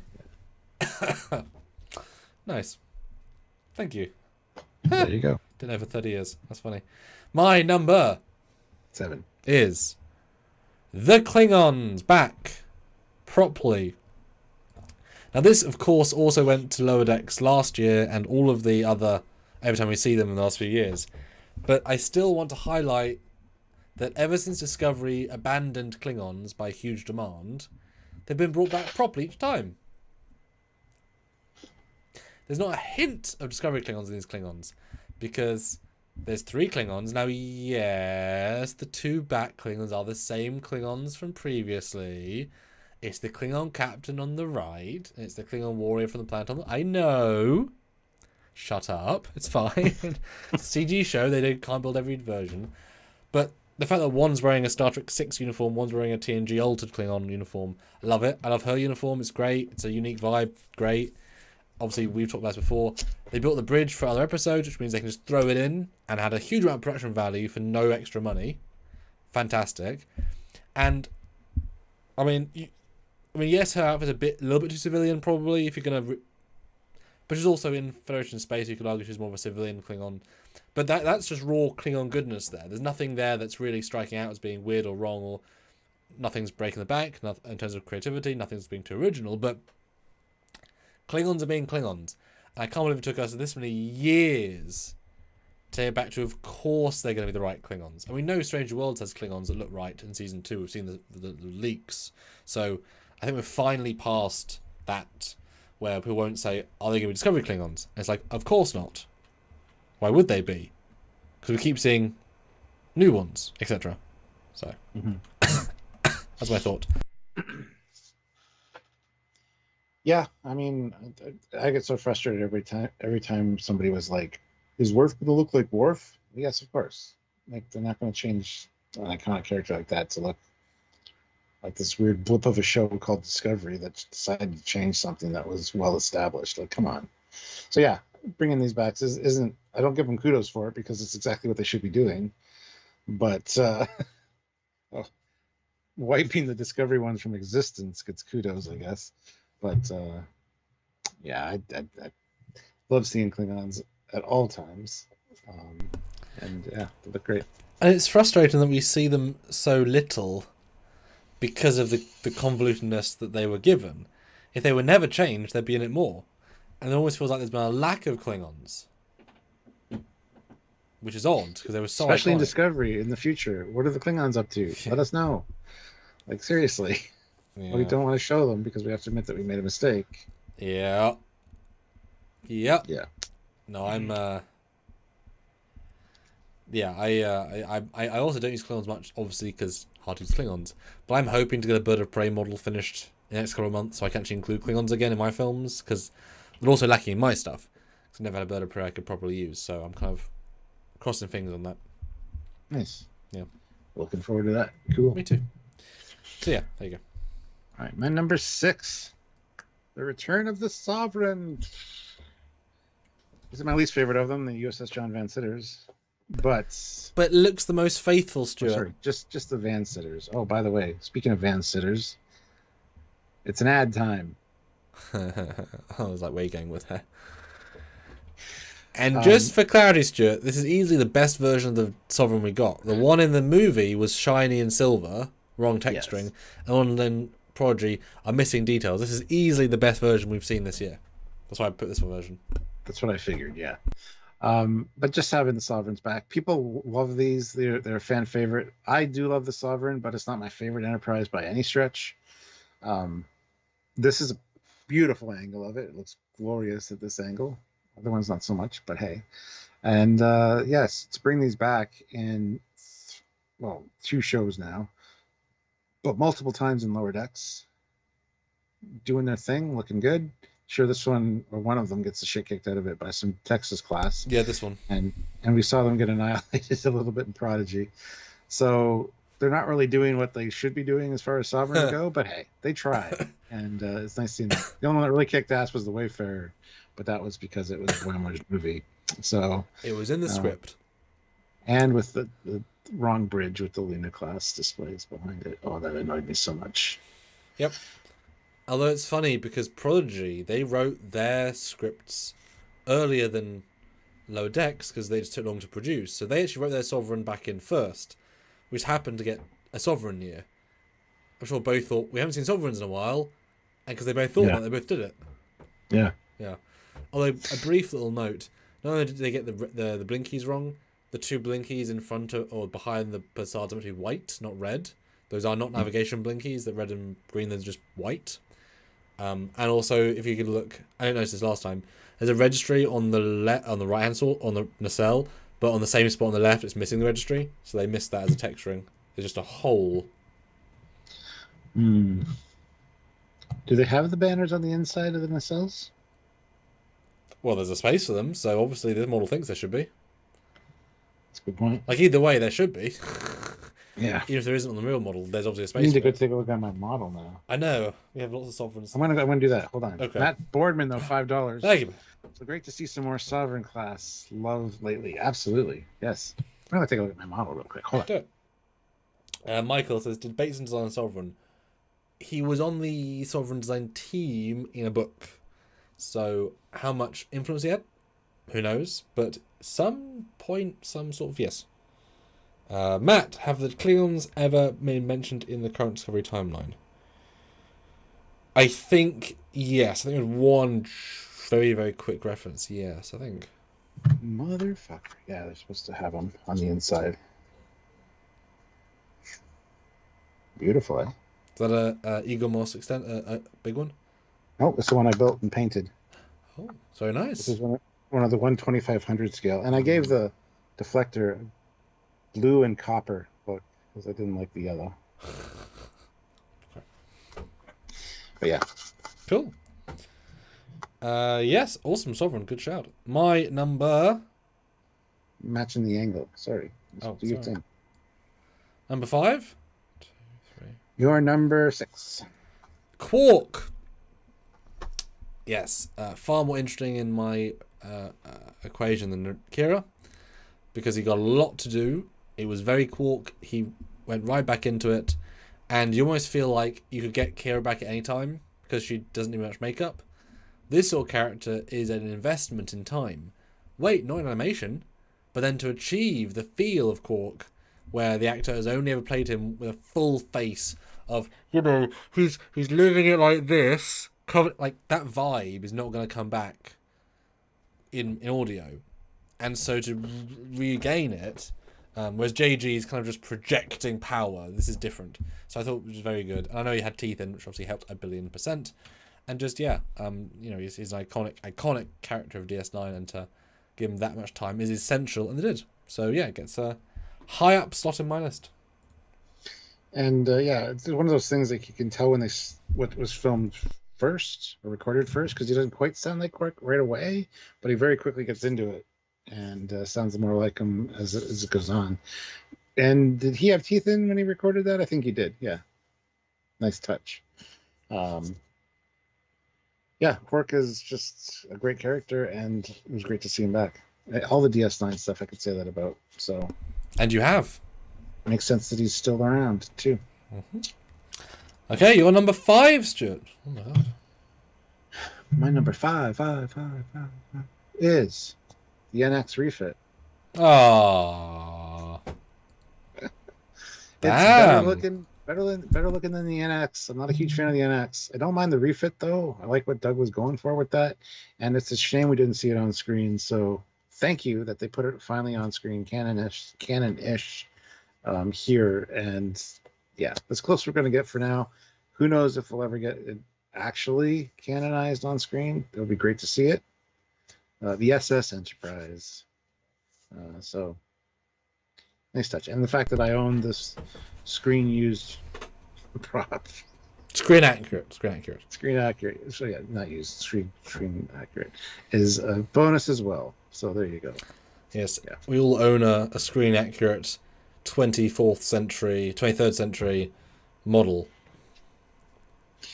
This is the way.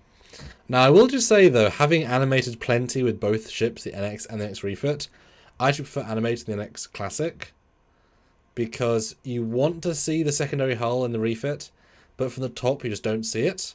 And from the bottom you miss a lot of that top detail, and it kind of feels... It doesn't go down as far as like the Enterprise, the other Enterprises do, so it kind of feels stout. And it feels slightly misbalanced in motion. I remember we did our like prints of the refit.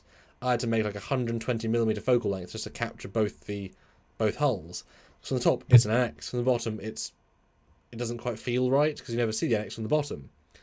Whereas the NX has a lovely turning ratio with how slender it is. It's very nice elegance. The refit kind of gives it a big fat butt on top of that. So I would actually physically to hold it. It's kind of nice to hold the refit, but I think animation wise I prefer the classic. And I've done both, so yeah. Big fat butt, eh? Like big fat butts and cannot lie. My number 5 was now, Stuart, the TOS Galileo. Now this one had to be really high on my list because this was a shock inside of a shock inside of a shock. TOS episode themed, oh my god. TOS Bridge. They made a bridge out of cardboard, and wow, oh my god. A shuttle is perfect, and what? And then on top of that, the bridge as well for realsies. They kept upping. We're so used to them visually rebooting things, and Prodigy does not do that, and it's remarkable, and it's lovely. And it's just, you'd like to think that those people that knew Matt Jeffries are proud for him, that his design, that is still a good design, has made it into Star Trek once again without being rebooted like it was the last 20 years. It's made it back into canon like it should never been removed. Like, that's his legacy that Stranger Worlds wipes away.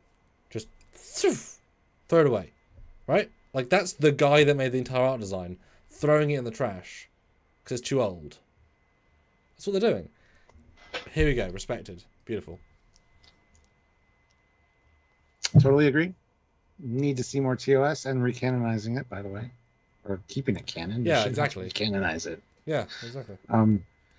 The one thought I had when I was looking at this picture earlier today was, how would I have felt if they had actually, in animated form in Prodigy, done the actual Matt Jeffries shuttle that he wanted to build, the concept one, which is very cool, but they couldn't do because it was so complex shapes.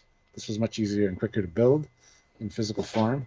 Would I have felt like jilted to actually have seen that on screen, or would I have been like, Or would it have been the Galileo or a new name?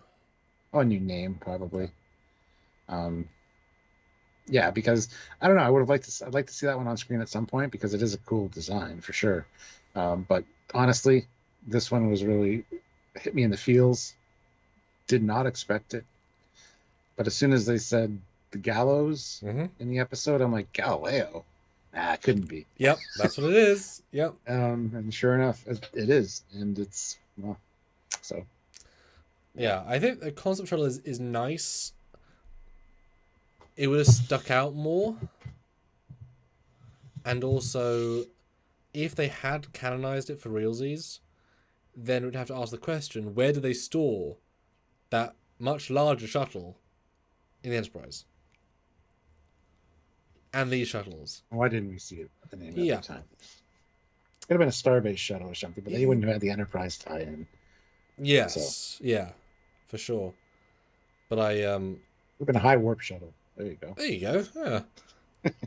But it's nice because, just as you alluded to, for the artists to even build this ship, pretty quick. Like, by going this route, it actually becomes very quick to build.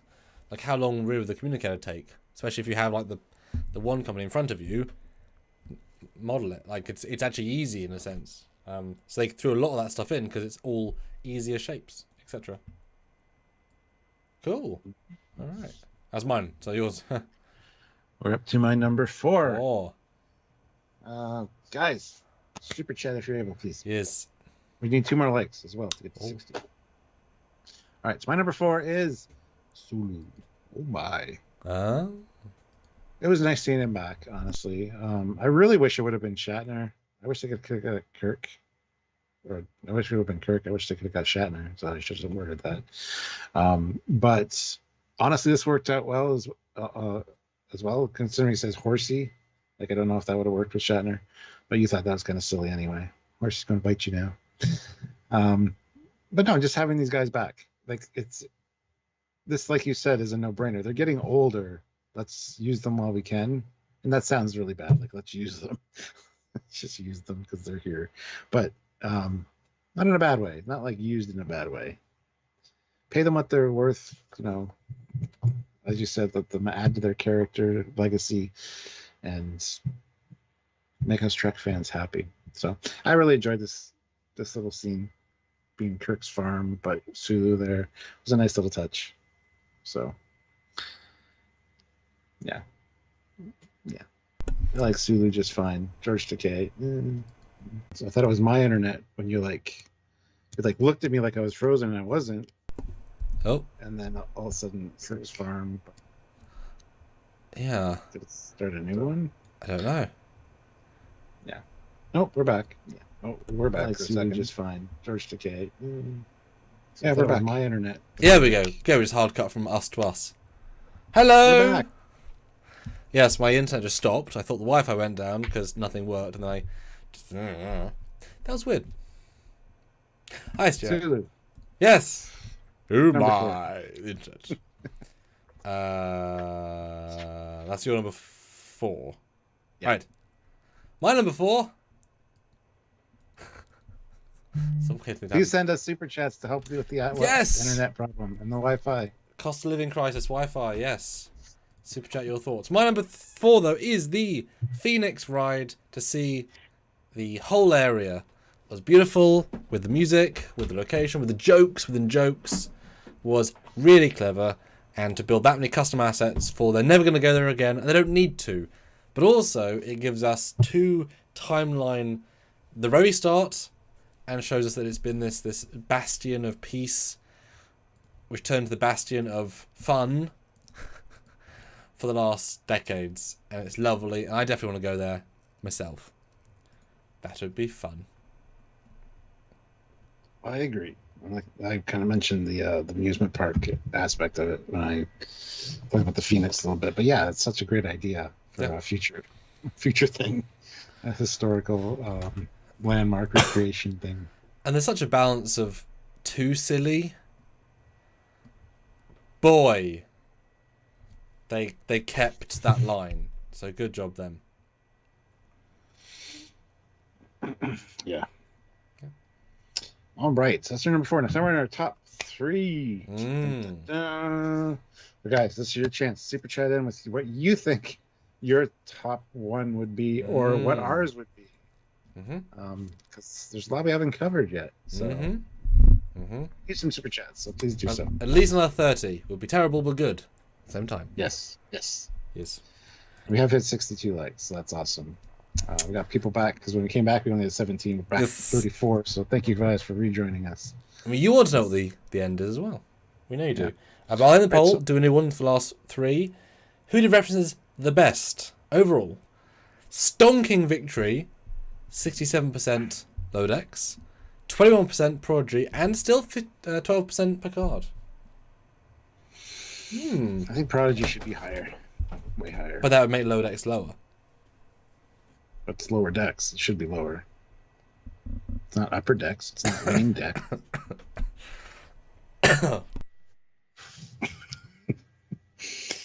So he's gonna do another poll, and yeah. So like, guys, super chat with what you think our like top 3 will be, or what are your top 3 things that have been brought back, or referenced or shown. We want to hear your thoughts. So anything you can do to help out would be greatly appreciated.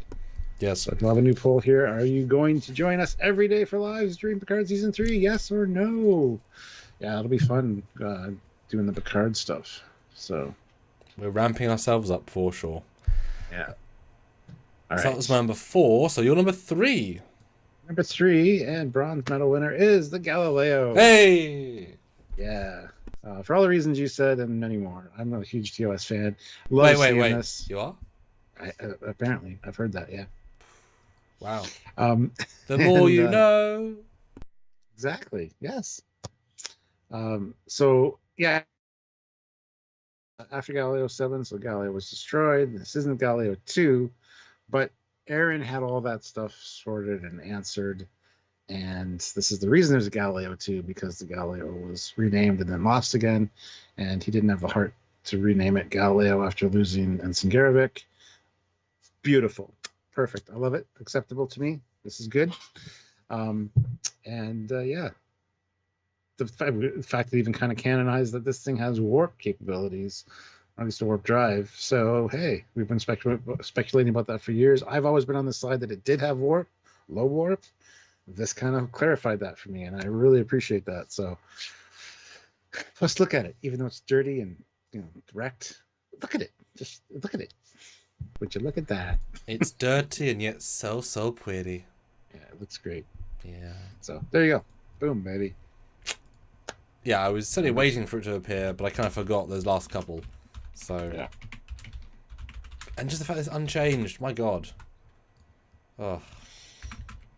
Imagine if they'd changed it. And, it wouldn't have even been that much of a, oh my God, because we're so used to it. Yeah. But the fact they didn't. Oh. Amazing. My bronze medal is for the DS9. Ha! No, I thought that deserved a bigger reference nod because, of course, yes, you by saying that you sort of throw in all the side notes of DS9, but just this thing was a hero ship station, and it did fly as a ship, hero ship, for 7 years. Never got a movie, and it was in all those episodes. There was always an exterior shot, so it's like. It hasn't been ignored, that's the wrong phraseology, but it was so important to not be utilised that when it finally came back, it was utilised so strongly. And it felt like nothing had changed, no time had passed, which is what it should feel like. So Samuel's dying. He's fine. Oh, I sneezed. Very loud sneeze. No, it's just like it's such an important thing that you don't always necessarily appreciate until you're back there. But yeah, and I've done plenty of animations with DS9 now, plenty over the years. It's a lovely station to work with. It's again the Discovery took away the idea of we can bring back legacy things as they were. It's always change. You bring back the Telosians, they're different. Vina, which is different. Everything's different. It'll never be the same. Shut the fuck up. This is how it should be, and it's like, well, of course. And it's just, real. It's real DS9, Yeah. Absolutely. A little bit lower on my list, but yeah. I'm right there with you. Yeah. All right. Your silver. My silver, or second place, goes to the Star Trek II style briefing for multiple reasons. Okay. Not only the graphics and the animation, but canonizing, keeping canon the TOS, as well as the Enterprise D. Plus, that was a fun little animation to do. And again, those sidebars really kind of clinched it for me. Not needed, but needed, if you know anything about that sequence in the original movie. So beautiful.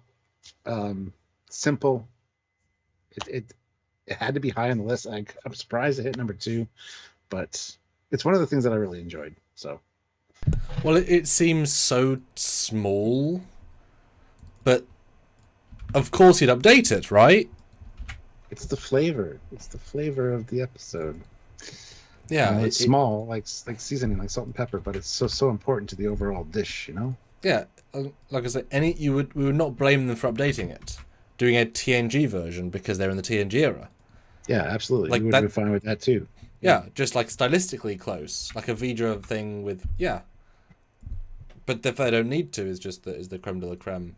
And they could have put the Strange New Worlds Enterprise in there because that was like the new big show at the time, right? So they could have snuck it in. Wouldn't have blamed them. We'd just be a bit annoyed by it.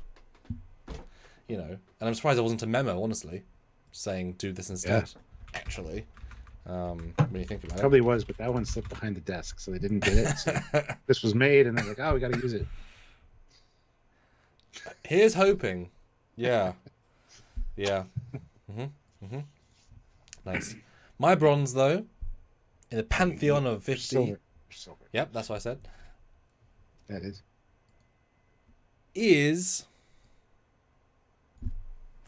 It seems small, Stuart, but to me it isn't. It is the future comm badge in Prodigy, now brought into Prime Canon. I can't imagine this be on your list, but just like many other things, this is a canon-loving, logical yet masturbatory thing. It's such an iconic badge because it appears in every real alternate universe. And that was a meta joke because they already made the badge, let's just use them to save money. But then it became a thing.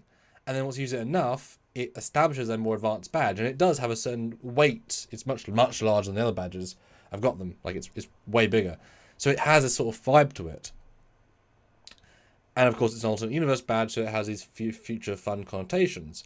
First, we thought it was a future badge from Prodigy. The only thing that makes sense is it's an alternate universe Janeway. Would have been great. But no, the team at Prodigy decided, you know what? For some insanely canon-loving reason, we're going to make this thing full Prime Logic canon, the next evolution. Not just, alternate lower decks badge, the official next badge after the Voyager First Contact DS9 one. Really? Shit. Okay, which then goes into the Picard badge, which makes sense in evolution from this. Like, you know, like, wow. And it's like taking all of those subtexty future iterations of where Trek did go, and even if they might have come to organically, meaning someone actually invented the badge, versus we know that Janeway and Starfleet showed this to... Janeway showed Starfleet and they said, oh, we'll use the badge that future Janeway had. Even though it was a self-fulfilling prophecy of invention versus invention. You know, it was invented, therefore we invented it. Okay. It still made it there. And now it's the official badge of the era. And I may or may not know a few things about what it'll do in Season 2, as in it'll be more in the show, I mean. Like, it's going to stay around for a bit. And it's just so fun. It was such a good badge back in the day. And I hope whoever designed the badge back in the day is like, damn, my badge, designed to be an alternate future, became the future. That's great. Yeah. Because it could be anything, or nothing, or it could be the Prodigy Badge, or the Protostar Badge. Yeah.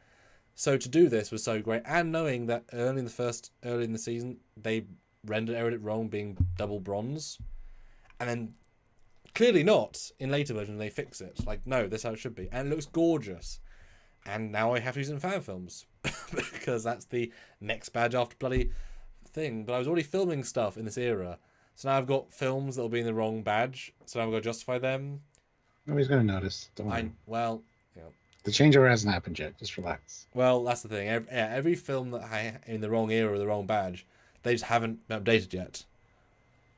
Yeah, there's a few things in that, but just like with Prodigy being messed up because the flashbacks in Picard weren't invented when they already made their season, that messed up their continuity. This was meant to be, there was meant to be no flashback uniforms and no that comm badge. That was not meant to be what happened. So this is meant to be the official carryover for like 10 years of canon. Picard happened, but now I've got to do both or neither. I just think it's such a lovely thing to bring in, because I wouldn't necessarily have done it, and I'm quite a canon using guy, but it's brave. Well, with the way they redesign uniforms, I have expected them to redesign a future comm badge, do their own thing. So, well, they did with the one that Protostar has, but yeah. But what do you think of my pick then? Interesting. I didn't really expect that, but I understand 100% why. You almost expect that on my list, how much I love comm badges, but yeah, no, that's nice. Good choice. I bet you our number one is the same now.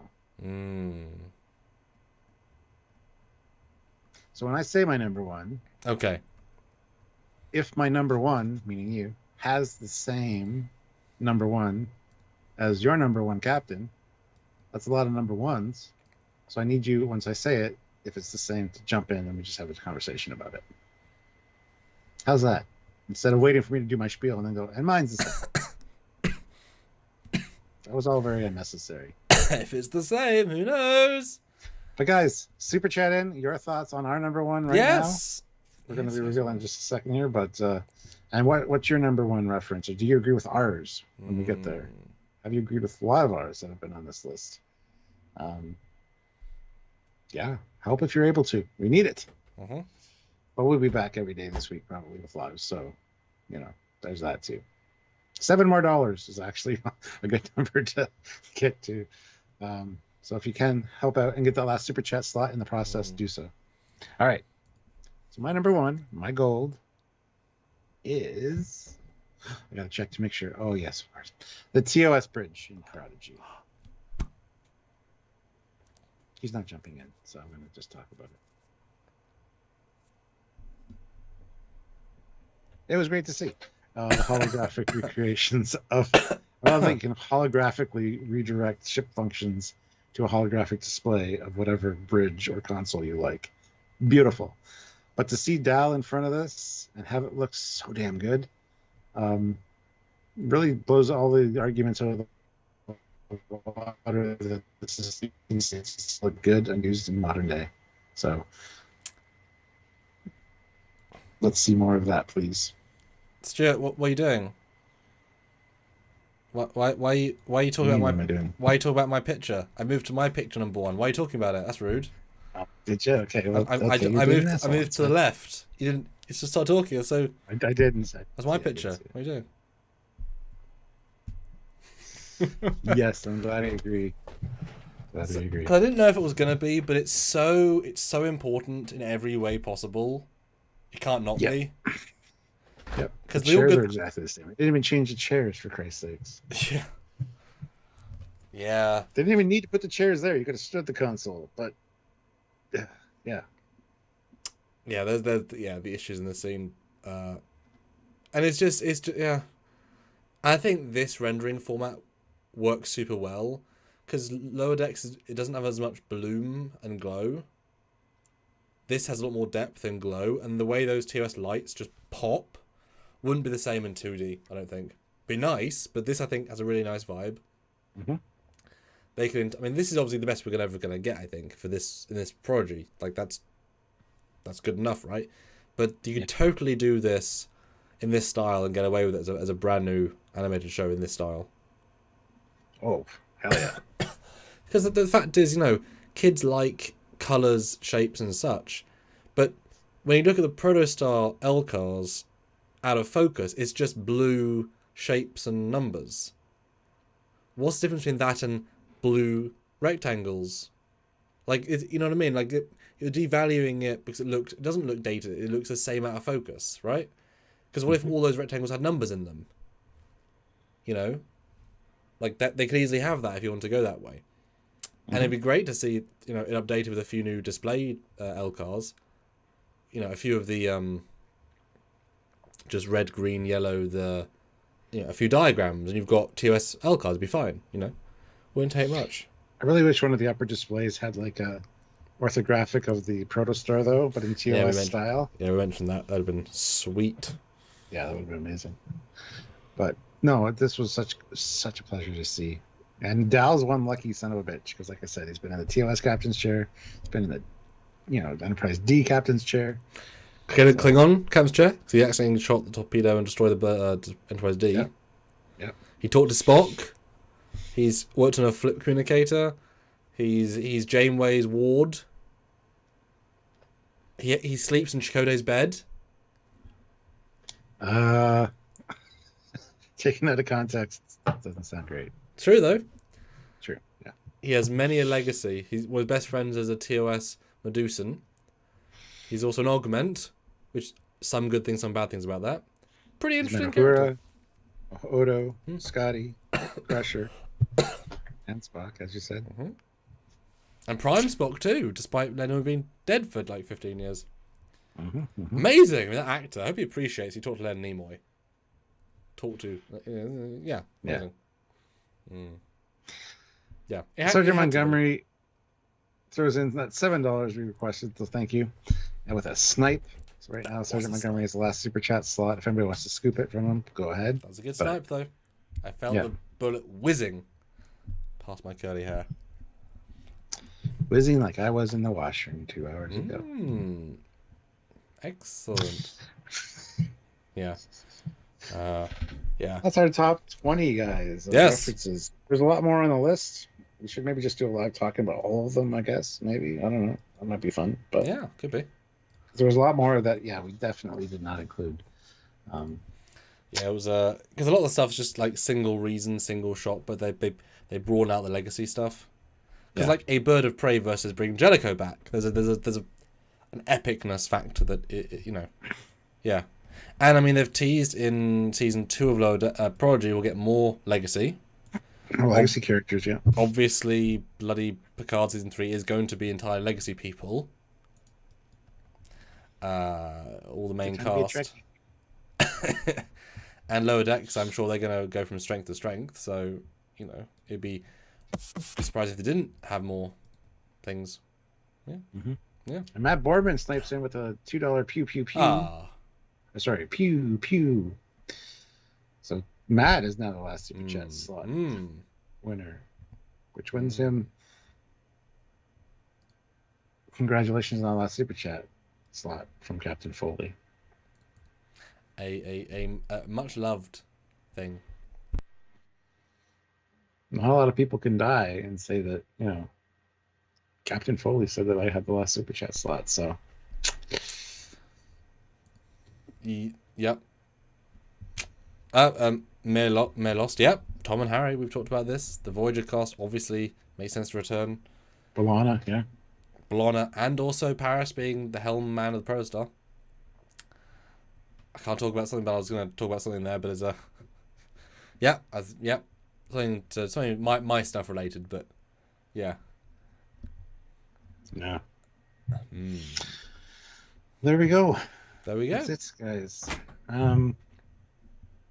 Thank you for watching.